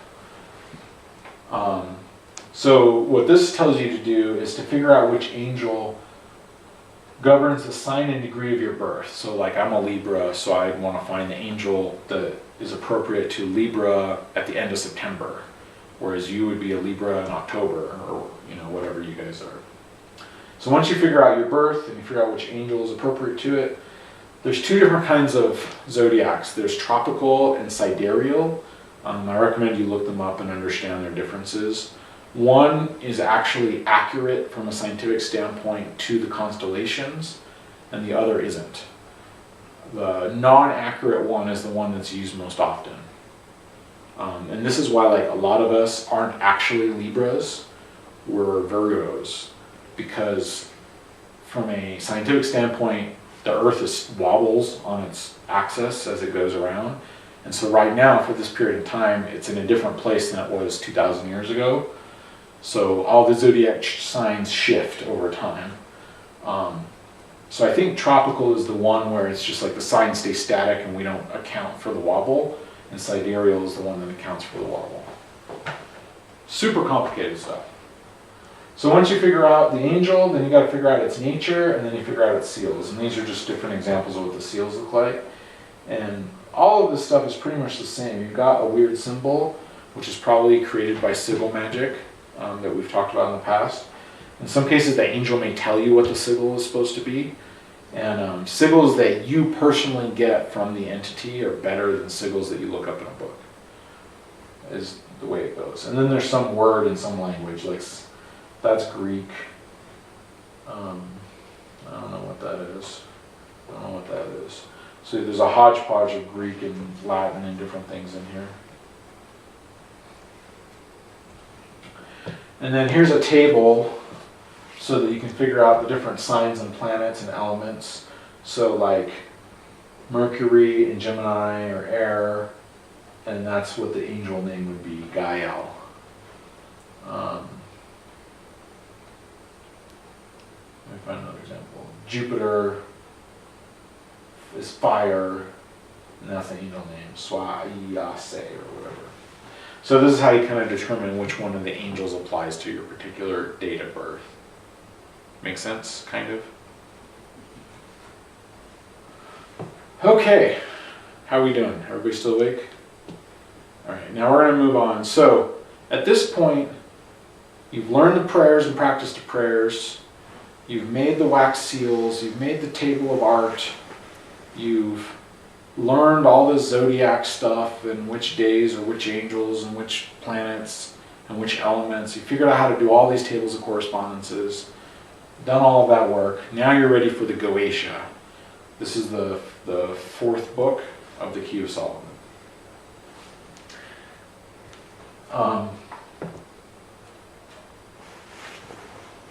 There's a book called The Sacred Magic of Abramelin the Mage by Abraham of Worms.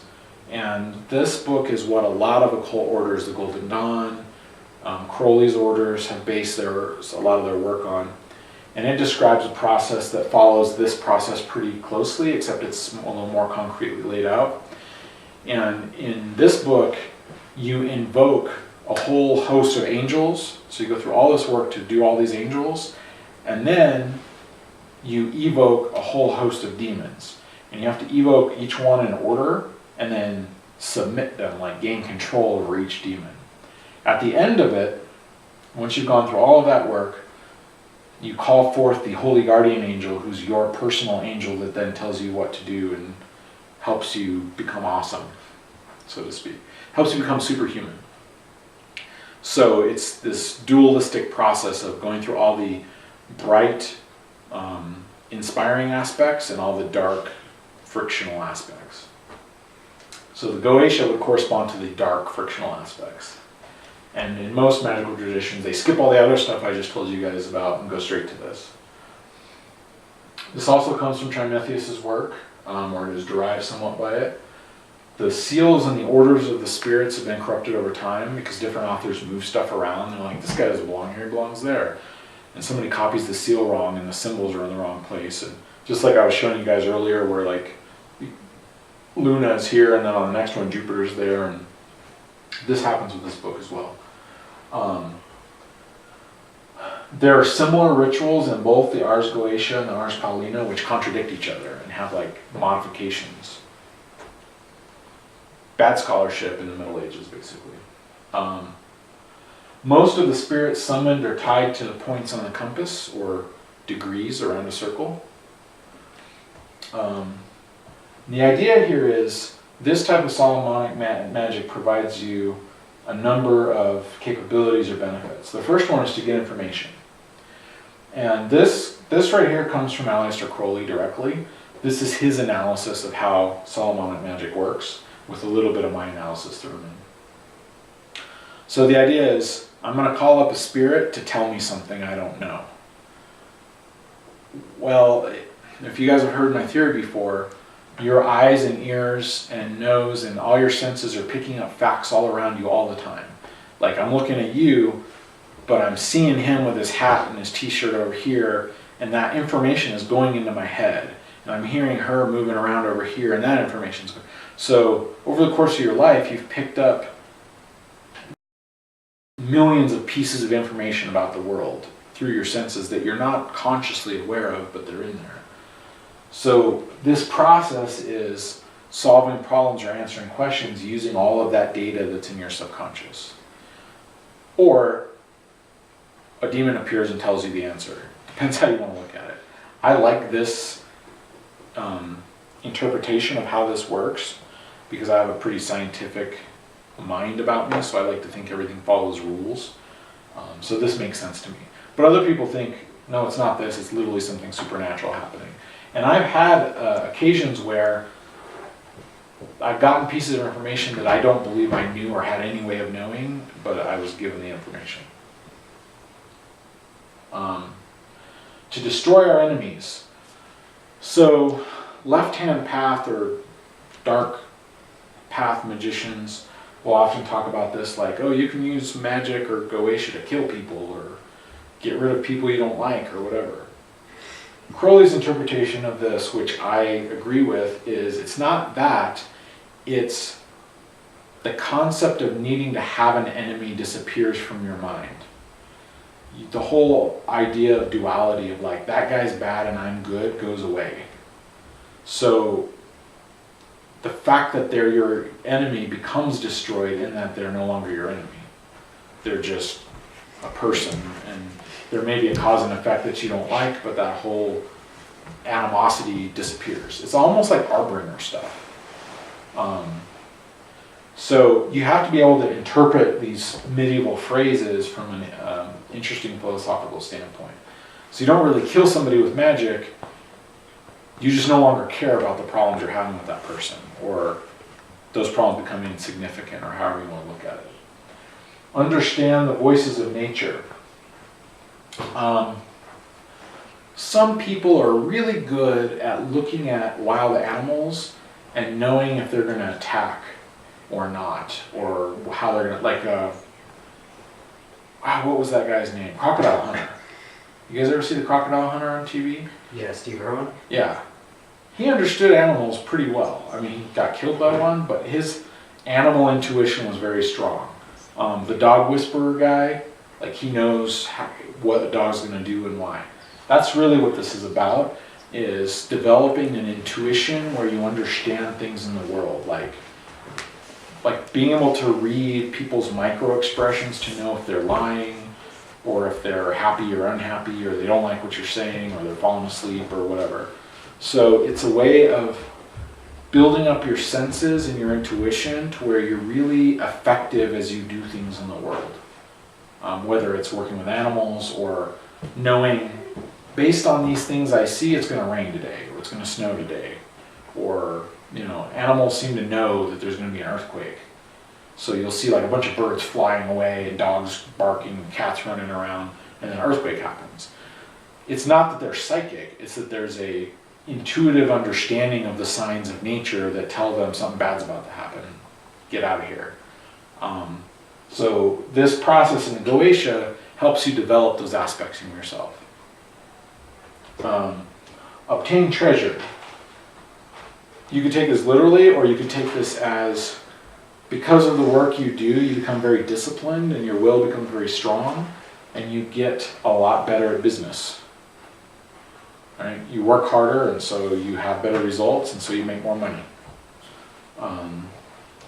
Heal diseases. This type of work is very demanding and takes a lot of effort and is kind of physical. And so you get motivated to eat and sleep and exercise so that you're in the right shape to do this work effectively.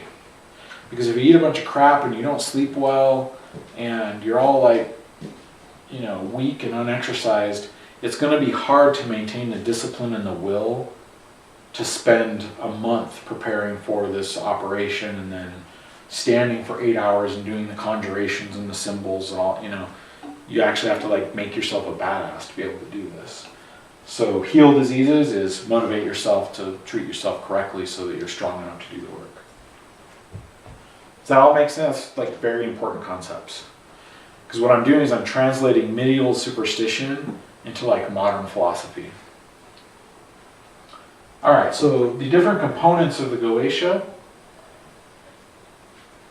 are the bath. So this is the idea that you want to cleanse things first. You sweep out your temple room. You clean the dust off your books and your altar. You bathe your body. You wash your clothes. It's like you want everything to be clean and in a good state. Then you have the preliminary invocation. This was an addition by Aleister Crowley. This wasn't in the original books. And I'll talk about this in a bit. It's called the Bornless Ritual.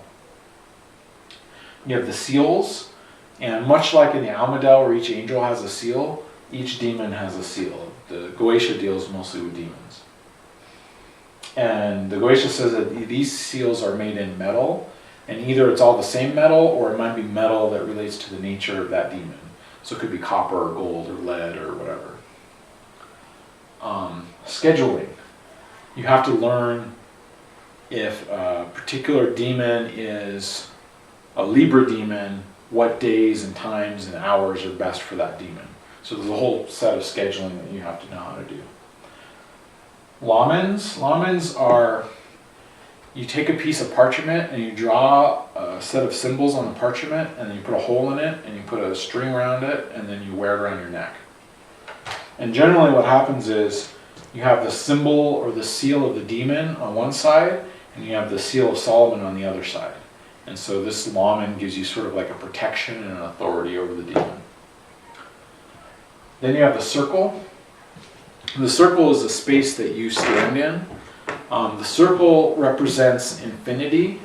It represents all the possibilities and potentialities of the universe. It represents a boundary between you and what you're trying to work with. And as you progress and work on this stuff, you'll expand your understanding of what the circle means. You have the triangle. The triangle is literally a triangle that is where the demon is supposed to go. It's where it's going to hang out. You're going to be in the circle, the demon's going to be in the triangle. Now, some people who work with this stuff a lot say that the demon's going to go wherever the heck it wants. It does not care about the triangle. Other people say that it will only stay in the triangle. It's kind of up to you to figure that out, I guess. You have the hexagrams and pentagrams of Solomon. These are basically symbols that are involved in the ritual. The ring of Solomon. You have something called the license to depart. And then you have banishing rituals. Some of these things aren't in the original key of Solomon. Banishing isn't in the key of Solomon. Bornless ritual isn't in the key of Solomon. These were added by magicians later in the 1800s, basically. The vibrations of the names of God. So, have you ever heard Tibetan monks chanting? Where they're doing that, like deep throat singing, or polyphonic singing, or any of these different, like where the Hindus are doing their chants and they have this very kind of vibratory way of singing these prayers. It's related to this. It's a type of way of vibrating the names of God so that they induce trance, almost like trance music or electronic music. And this provides you control of the brain, whether it's general or detailed, control over a specific portion of the brain. So, for example, you have a spirit named Cimeres, or Cimeres, and this spirit, according to the book of the Goetia, teaches logic. Those portions of my brain which serve the logical faculty may be stimulated and developed by following the process called the invocation of Cimeres. So, by working the steps and vibrating the names and invoking this particular demon, the neurological connections in your brain that deal with logic get stronger, or more connections are made. That's the theory. Like works off neuroplasticity, basically. Yeah. So it may not be that an actual demon named Cimeres appears in front of you and says, bam, now you know logic. It may be that as you work this process, your logical connections in your brain get stronger and you become better at logic. Does that kind of make sense? Alright, so here's an example of a demon. This is the demon Astaroth, which their name probably derives from Astarte, Ishtar. However, it's presented as a man, even though that name is feminine. It's the 29th spirit of the Goetia. He's a mighty strong duke, so you realize that there's that idea of hierarchy, so he's higher in the hierarchy. He appears in the form of a hurtful angel riding on an infernal beast like a dragon, carrying in his right hand a viper. So, just like the tarot cards have a design and archetypal symbolism to them, think of this as an archetypal symbolism for this particular demon. This is what he's supposed to look like from a symbolic standpoint. And then it says that you shouldn't let him approach too near, or else he'll damage you with his horrible breath. So Astaroth is supposed to have very bad breath. And what's interesting is the Ring of Solomon is more like a big disc, like a frisbee, that you put in front of your face to protect you from his horrible breath. So I thought that was kind of funny. Yeah, but that's why you burn so many incense. Yeah, because he stinks so bad. The real reason you burn incense, I think, is that you get slight carbon monoxide poisoning, which helps you hallucinate more. Plus, you got all this smoke in the room, and the smoke takes on forms. This hopefully working video. All right, so we talked about this dude. So basically, the bulk of the Goetia is a set of descriptions of demons that look like this. It's like, here's what he looks like, here's what he does, here's what you gotta know, and then he gives true answers of things past, present, and to come, can discover all secrets. He will declare how the spirits felt, and how he fell. He can make men knowledgeable in liberal sciences. He rules 40 legions of spirits, and then here's his seal. And if you ever go look at voodoo Loa symbols, they look a lot like this.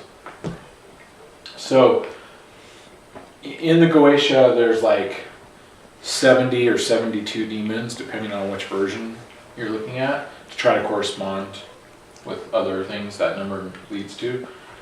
And they all basically are some version of this. It's like, this one finds lost treasure, this one helps you get a girlfriend. You know, they all have their kind of what they're good at doing. It seems like a lot of them are like very similar or the same too, right? It's a lot of repetition, yeah. And a lot of that has to do with bad copying, bad, you know, manuscript work. Okay, so you have scheduling. You have to track the phases of the moon, and the best days are the 2nd, 4th, 6th, you see it basically even days of the month. So I think when the moon is waxing, it's better, and when it's waning, it's worse. And then it gives you a list of hierarchy and which times of the day are better for which guys in the hierarchy. So essentially, you got to figure out which demon you want to evoke for what reason. Okay, is he a chief or a duke or whatever? Okay, then I need to do the work at this time. In all honesty, a lot of Goetic magicians do it whenever the heck they want, and they ignore this whole piece. But this is another part of that, making the correspondence, symbolic connections in your brain, so there's value to it. And then you have the metals.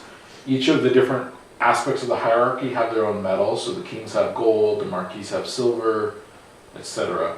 And each one of those has its own planet, whether it's Sol, Luna, Mercury, Jupiter, etc. Okay, so that's the scheduling. This is what the circle looks like. So imagine something a little bit bigger than this rug. It's a little bit wider, but maybe not quite as long. It's about the size for the circle, because you want to be able to hang out in there comfortably. And you go in here, and this has Yod, He, Vau, He, which is the Tetragrammaton. It's the name of God. It's Yahweh. You've got your crosses. You have Adonai in the hexagrams, Alpha and Omega, beginning and end.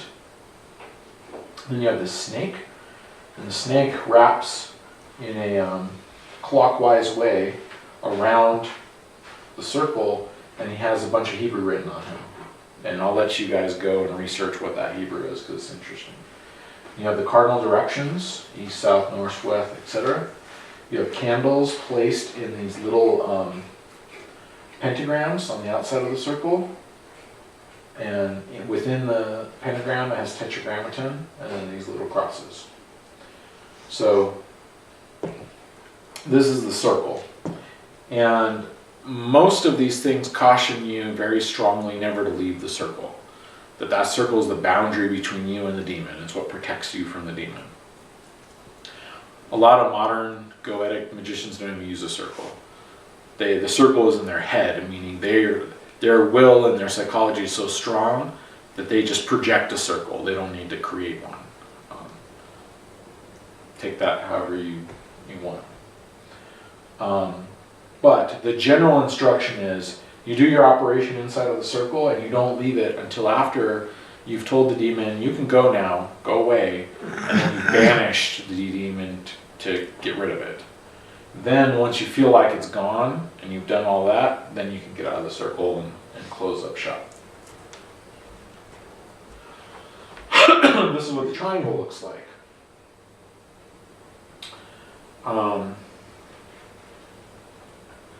The idea here is this is a big object that you put on the floor in the position of the circle that corresponds to the direction of the demon. So if it's an easterly demon, you put it in the east. If it's a southerly demon, you put it in the south. So you'd have your circle here, and then you have your triangle over there, outside the circle. And the instruction is to not cross the threshold of the triangle until the demon's gone. So like, if it's close enough to your circle, you wouldn't want to like get up to it and like stick your arm over the triangle, for example.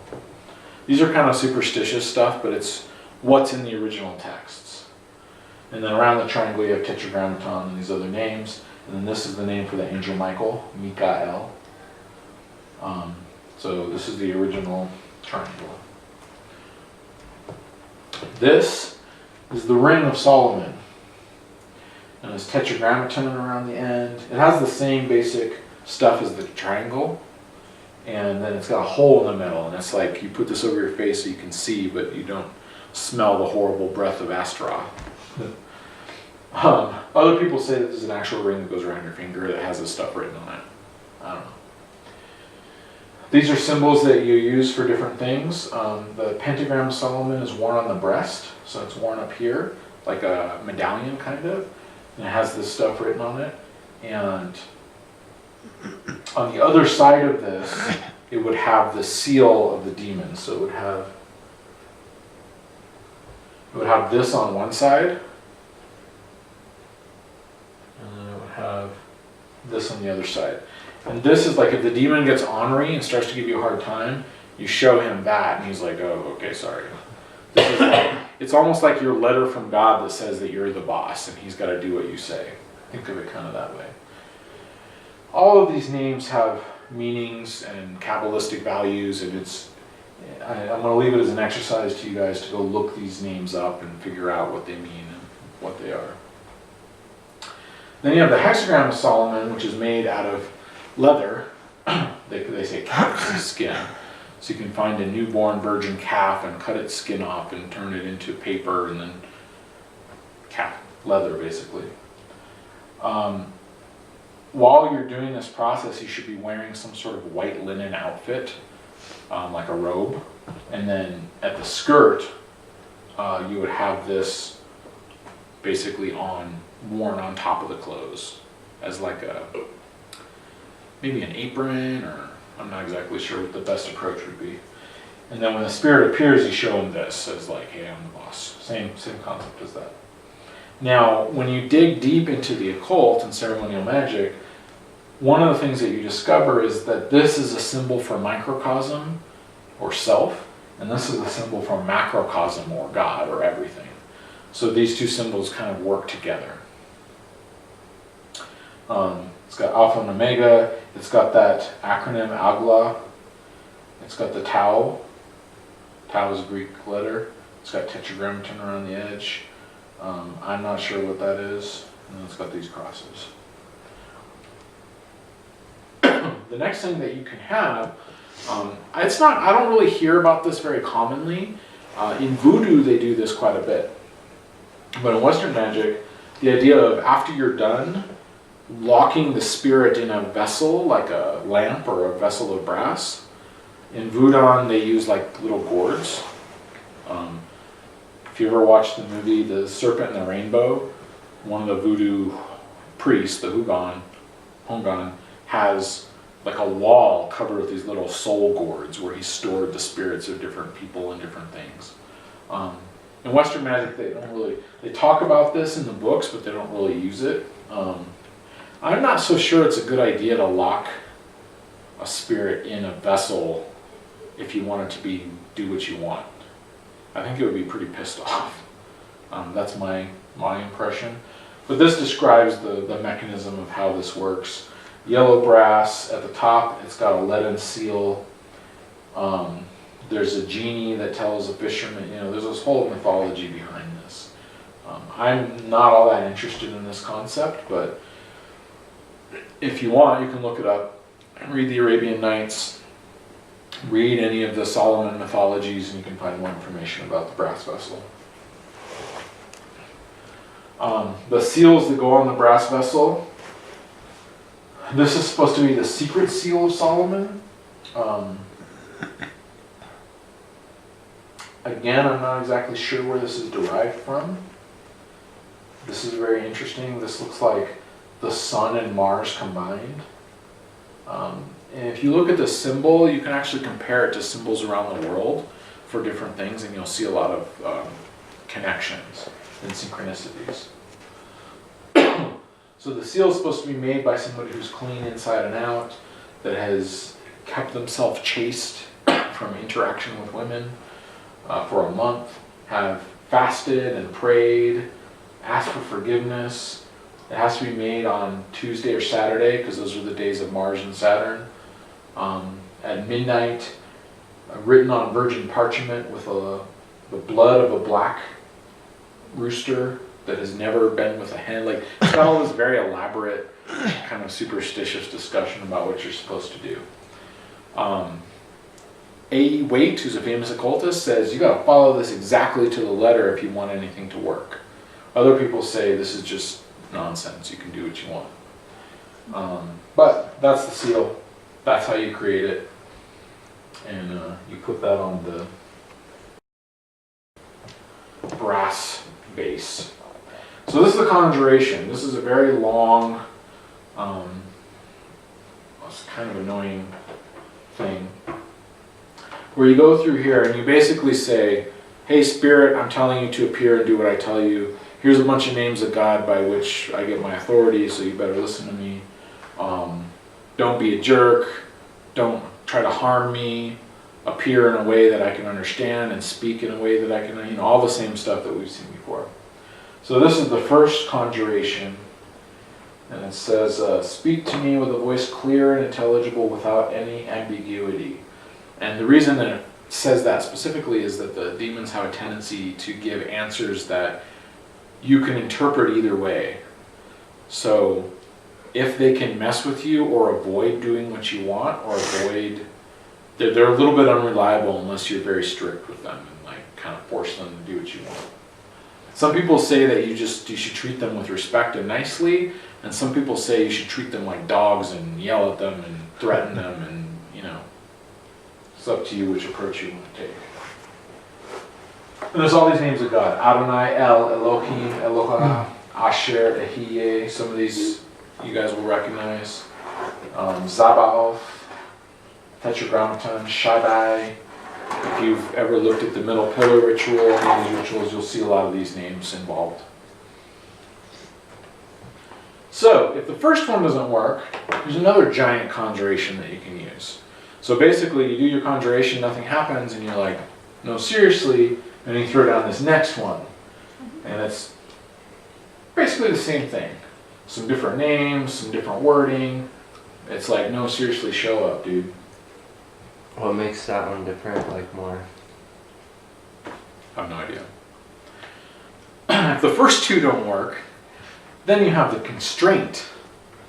And the constraint is like, seriously, you better show up, and here's some more names of God, and if you don't do what I tell you, you're in deep trouble. And then it says, you'll be deprived of your office, joy, and place, and you'll be bound in the depths of the bottomless pit, and remain until the last day of judgment. And I will bind you in the eternal fire and the lake of flame and brimstone, unless you come quickly and appear, blah, blah. So it's like, this is where you're like starting to threaten. You're like, seriously, I'm going to mess you up. All right.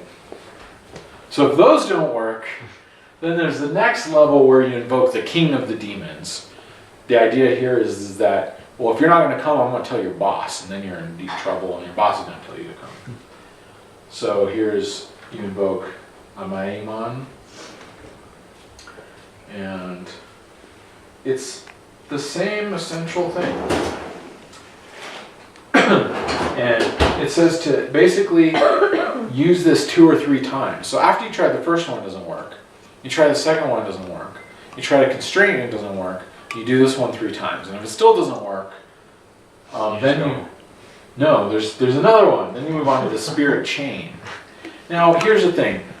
My buddy Lon says that if you're already going into it with a bunch of plan Bs, you're already expecting that it might not work. You need to go into it with the 100% expectation, like, no, this is going to work. I don't need a second, third, and fourth, and fifth. Like, I just need one. I like his particular approach to this, but... So now we go to the spirit chain. O thou wicked and disobedient spirit, you have rebelled and you have not obeyed. So now you're kind of like complaining that it hasn't behaved. And you give it even more threat. I'm going to throw you again into the abyss, and you'll be in chains and fire and brimstone, blah, blah, blah. So it's just more threatening. Now, this one I've actually heard is effective. Like, if it seriously doesn't work, you take another piece of paper You draw its symbol, its seal, the demon's seal on the paper. You put it into a box, and apparently this box should be like metal or something that doesn't burn easily. And then you hang the box off of a sword. So imagine the box with like a ring on it or a strap or something. You stick your sword through it, and you hold the box over a fire. So the idea here is that the symbol, the sigil of the demon is in this box, and it's starting to burn. It's starting to get hot. So you're basically saying, I'm going to burn your symbol if you don't appear and do what I tell you. I've heard that is actually effective, but it's pretty adversarial. And then while you're doing this, you say the conjuration of fire, which is just another, you better appear and do what I tell you to do. And here you assert, I'm the servant of God, and you're going to do what I say. Otherwise, I will burn thee in the immortal fire and bury ye in oblivion unless you immediately come, blah, blah, blah. And if that still doesn't work, literally like half the book is like, well, if that doesn't work, do this. If that doesn't work, do this. If that, it just keeps going on. And I think part of it is that you gotta memorize all of this. Because you don't read this stuff. You actually have to know it in your head. If you memorize this 20 pages of prayers, basically, there's a whole process going on. There's a deep psychological thing that's happening in your head. So there's value to doing that, but there's not value in like having plan Bs and expecting it's not going to work. So the greater curse is just like a seriously, I'm going to kick your butt. And then you put the box in the fire instead of just holding it over the fire until the spirit comes and says, okay, I'm burning, this sucks, I don't like this. The psychological concept behind this is that the sigil represents the existence of this demon in your universe. In the universe that you inhabit, this demon exists in that universe. If you burn its symbol, you're wiping it out of your universe. You're like, you don't exist anymore, you're done. And the demon doesn't want to be nullified in your universe, especially if it's a negative aspect of your psychology. And if you guys have done any kind of thought or reading about the ego doesn't want to let you go.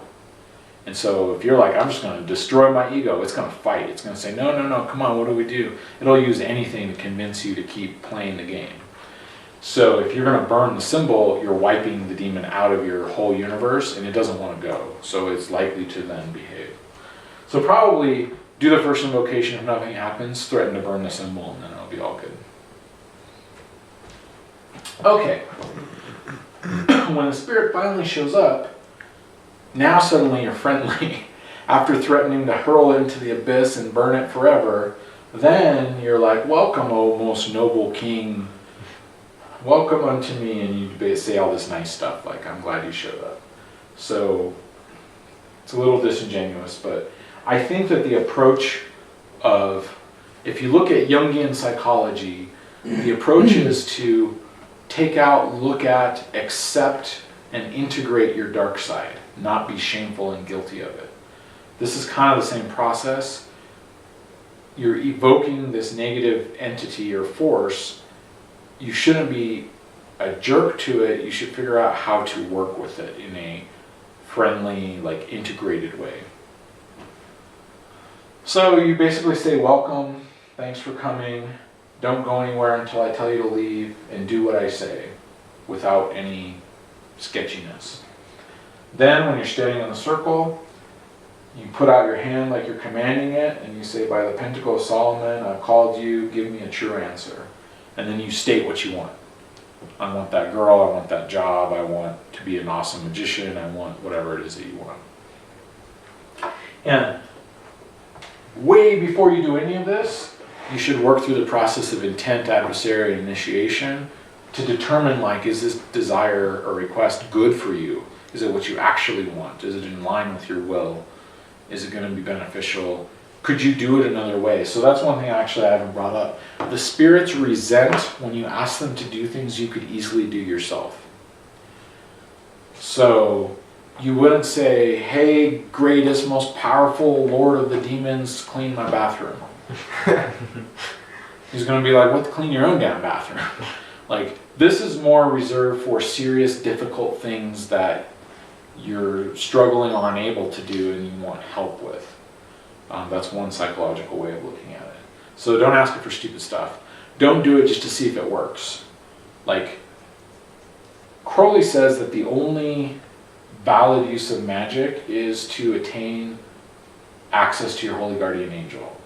So it might be like, what is the most effective next step for me on this path, and what practices should I undertake to become more of a badass, better, the best that I can be, the strongest that I can be. So that's like a kind of a good request. It's tricky because it's all involved in adversary and intent. You could say, give me a bunch of money, and if you're coming from the place of, I don't want to be distracted by having to work, so I can put all of my focus on my magical work, that might be valid if it's really true. But if you get a bunch of money, are you going to sit around and play video games and eat Cheetos and die? Like, you really need to understand your psychological processes before you undertake this kind of stuff. And the funny thing is once you figure that out, you may not even need to do this. By the time you've invoked the hierarchies and all this stuff, you realize, I can handle this problem myself. I don't need the demon to do it for me. It's a type of yoga. Then, when you've given your request and the demon has agreed to do it, or the angel, like, you could use this process with angels too in a way. You wouldn't want to threaten an angel or burn an angel's symbol. Like, you wouldn't want to be adversarial. Angels are the ones who flooded the world and killed all the firstborn of Egypt and burned Sodom and Gomorrah to ash, so you don't really want to mess with them because they can really mess you up. You have to give the license to depart. This is where you say, hey, thanks, I'm glad you showed up, I'm glad you answered my questions and you're going to do what I said. Go away, but when you go, don't hurt me and don't hurt anybody I care about, and don't do anything bad. And next time I call you, come quickly. So this is sort of like a closing of this whole process and having an agreement with the angel. And then, the peace of God should ever be between us. Once the license to depart has been given, don't leave the circle until it's gone. And in the books, it says basically to make prayers to God and thank God for giving you the authority and letting this process happen and being helpful. And you say all of your prayers of like, protect me and my loved ones and clear this area. It's kind of a type of banishing, basically. All right, so it's a whole bunch of intellectual academic stuff. How do you actually do this? In my opinion, this is a rough framework that I've come up with how you can work this process. Memorize the names, the words, the activities, and the conjurations. I might not memorize all 6 versions of like, oh, you didn't show up? Well, seriously, show up. I might memorize the first one and the last one or something. But memorize that stuff. Create the equipment. You got to make the seals, you got to make the lamens, you got to have a temple, you got to have an altar, you got to have the candles. Like, you got to make a lot of crap, right? That's going to take some time and some effort. Work with the first 3 books so that you understand all the correspondences and symbolisms. You've got all the prayers figured out. You practice 3 times a day and once a month. And you've built that relationship with the angelic presence and the godly divine presence in yourself. Then you want to prepare the space. So I would not recommend doing this in your bedroom because that's where you sleep all the time, and it's going to have you ever walked into a place where you just feel uncomfortable and like, this is not a good place, like a slaughterhouse? This is going to have certain energy to it that will make the space that it's in not the kind of space you want to sleep in. So you probably don't want to do it in your bedroom. If you can do it outside of your house, it's the best, but some people can't.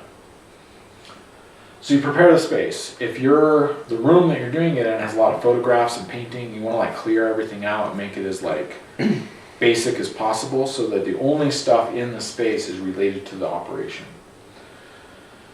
Then you ritually bathe. This is where you clean yourself, you clean your clothes, you sweep the space, you do all this cleansing stuff.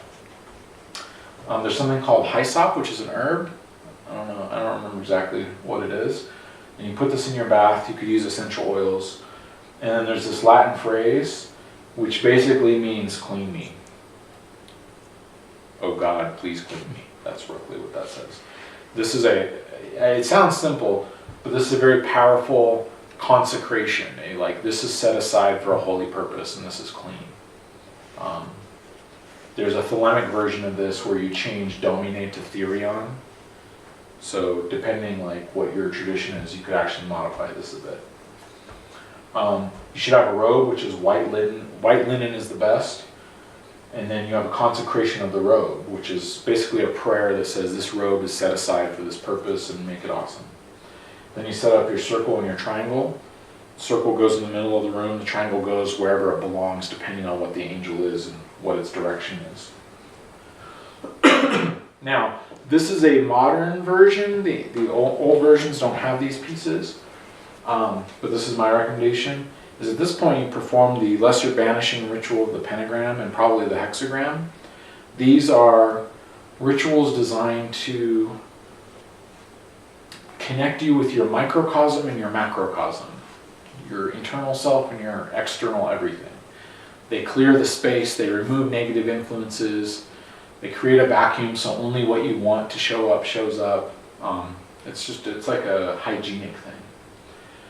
Then you perform the boneless ritual. This is an ancient Egyptian exorcism rite, which was taken by the Greeks and modified, and then taken by Crowley and modified again.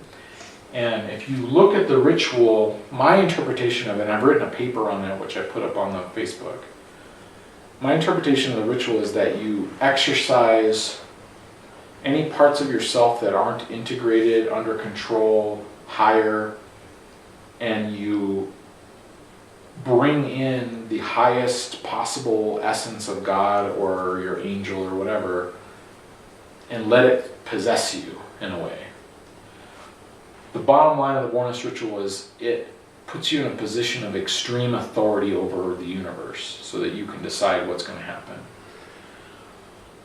A lot of people will say, if you do the Bornless ritual, and then you say, hey, spirit, show up, and name the spirit, that's all you need. You don't need anything else.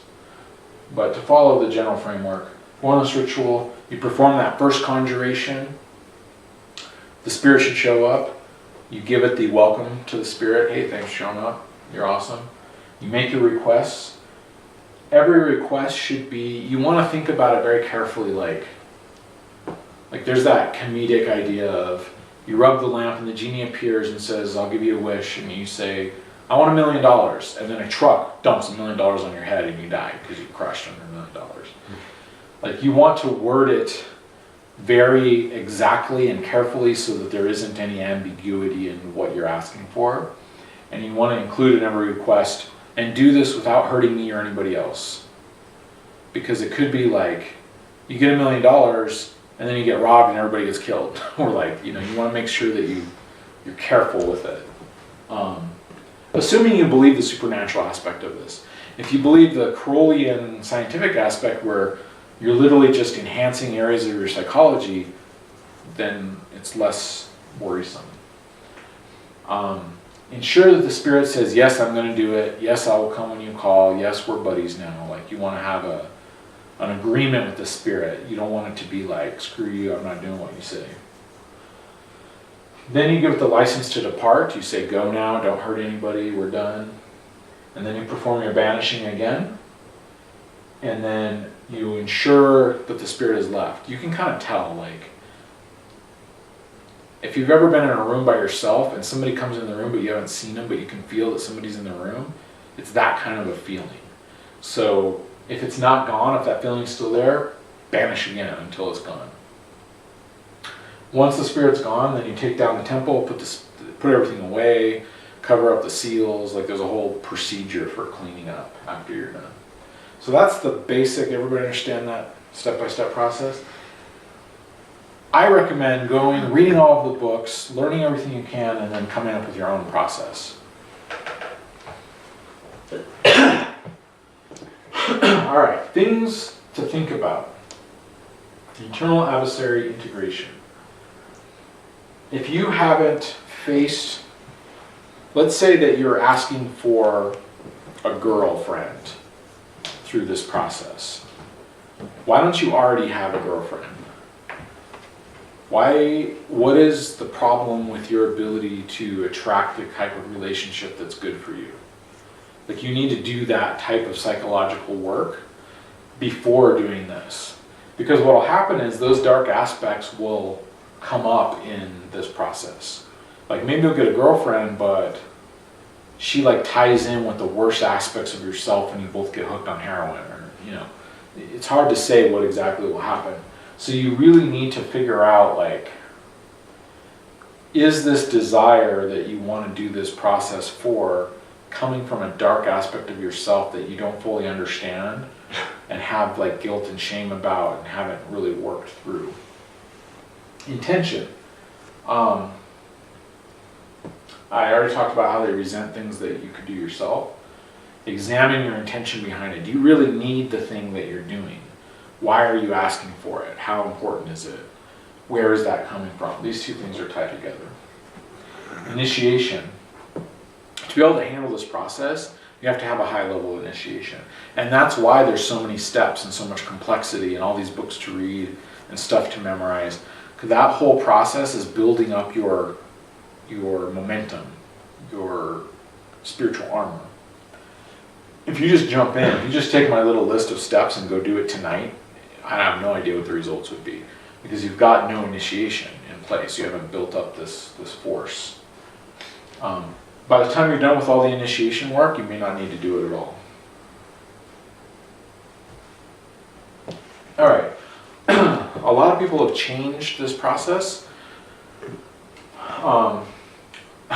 One of the interesting changes is the invocation, basically the various things that you say, Crowley translated into Enochian. So you could say these things in Enochian instead of in English. I suspect that would have an extremely interesting and possibly powerful effect. I have not done it myself, but I think it would be probably pretty intense. Crowley added the Bornus ritual. It wasn't a part of the original Key of Solomon. I think it's a good addition. I think the Bornus ritual gives you that authority that you need. The banishing rituals weren't there. Originally it was just prayers. Modern occult groups have added banishing rituals, which I also think is another good addition. There's a book, Lon Milo Duquette has his own Goetia book that he's written, and he removed 80% of the language and made it very simple. So you can go look at his book and see how he approached it. It's pretty interesting. Potentially, so if you noticed, in all of those things, there's all these names of angels and names of God and all these different things. You could swap all of that out with an entirely different pantheon. So let's say that you are into Viking religions, Astartu, I think it's called, or I can't remember the exact name. You could use Odin and Thor and all of the Viking pantheon of gods instead of the Christian one. Now, it'd probably be more effective if you were brought up in Norway and you are of Viking descent and that is the religion you were brought from childhood, because you'll have a deep connection to that. If you were brought up in India, you might have a deep connection to Kali and Shiva and those gods, and so you might swap everything out with that. I haven't experimented with this, so I'm not saying that this would work, but I suspect that this whole process would work fine with any pantheon you want to use, depending where you're coming from. If you're a scientist, you don't believe in God at all, you could be like, oh great and holy chemistry, please grant me the mathematics to, like, you could literally change it like that. I think. That's my theory, and I think it's a good theory. Yeah, Lon Milo says if you banish, do the bornless, and then tell the thing to show up, that's good enough. And then finally, the circles and triangles and symbols could be totally changed out as well, and here's a good example. So this is a circle and a triangle, which is based on Thelema, on Crowley's system. So instead of Adonai and Yahweh and those different names, you have Nuit, Hadit, Rahuruquit, Chaos, Babylon, Perduabo. These are all Thelemic names. And so this circle is like this. Around the circle you have 9 pentagrams. On each pentagram you have a candle. And then in the middle of the circle you have this upside down cow with these different symbols, which I think you've seen this.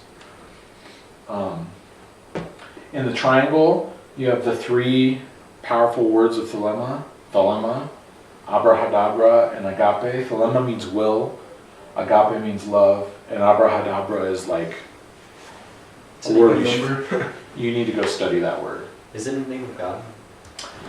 Not exactly. There's a lot of ways you can interpret this. So abracadabra, there is a Hebrew phrase which means give the blessing that is spelled similar to abracadabra. It's actually multiple words. In Hebrew, CH is pronounced ch, kind of like a H. So abracadabra is more the way you would pronounce it. But some English person read it and was like, oh, that's abracadabra because there's a C.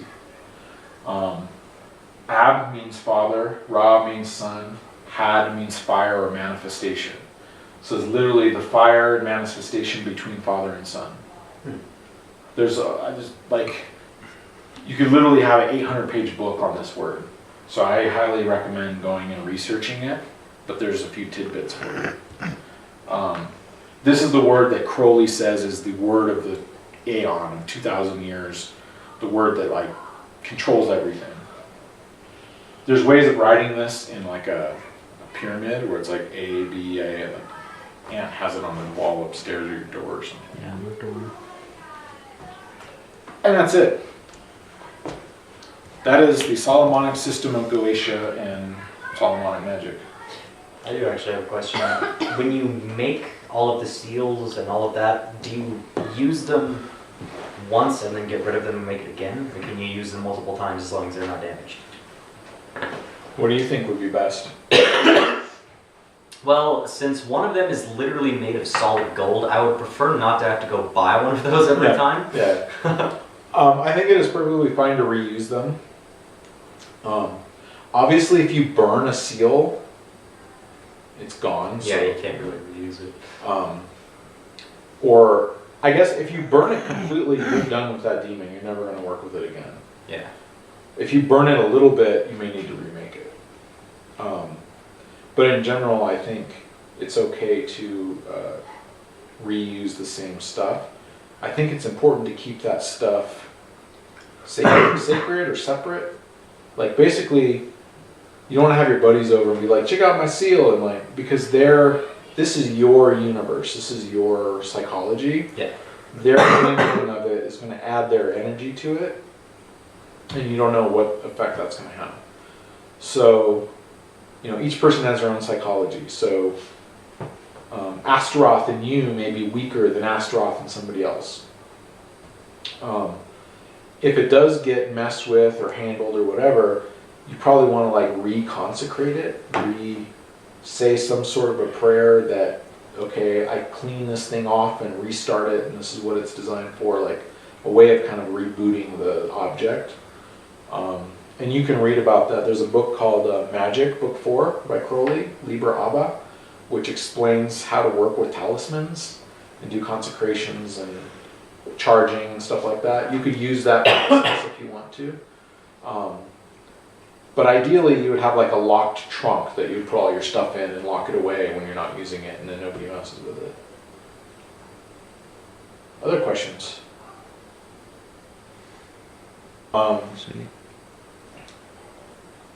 I would caution not to play around with this. Like, I've given a pretty academic explanation of the system. But I wouldn't be like, all right, tonight I'm gonna go like try out this stuff or whatever. Like, yeah, it's just cool to see. I have yet to do any of this really, but yeah. If you look at the Golden Dawn or Thelema, what you'll see is that it builds you up to this point. It builds you up to the point where you're ready to work with Enochian or Solomonic magic. Because you've learned the correspondences, you learn the banishings, you learn the psychological processes and the yoga and the mental focus. it's all memorized. And the will and all that stuff is just like, it's like driving a standard car. Yeah. It's like just a part of how you are. Yeah. Before they even tell you about this stuff, like in the AA, I don't think you start working with Solomonic magic until like the 5th degree or something. I mean, which is minimum 5 years in. So, But I think it's perfectly valid to study this stuff from an academic standpoint. It's very interesting. Historical standpoint, super interesting, because you can see the influence of Solomonic lore and magic on political and scientific figures throughout history. Yeah. So there's a lot of value to studying the system. Practically working with it, I would practically work with the basic pieces first. Yeah. Be awesome at vanishing. Be awesome at correspondences. Be awesome at sigil construction. That's what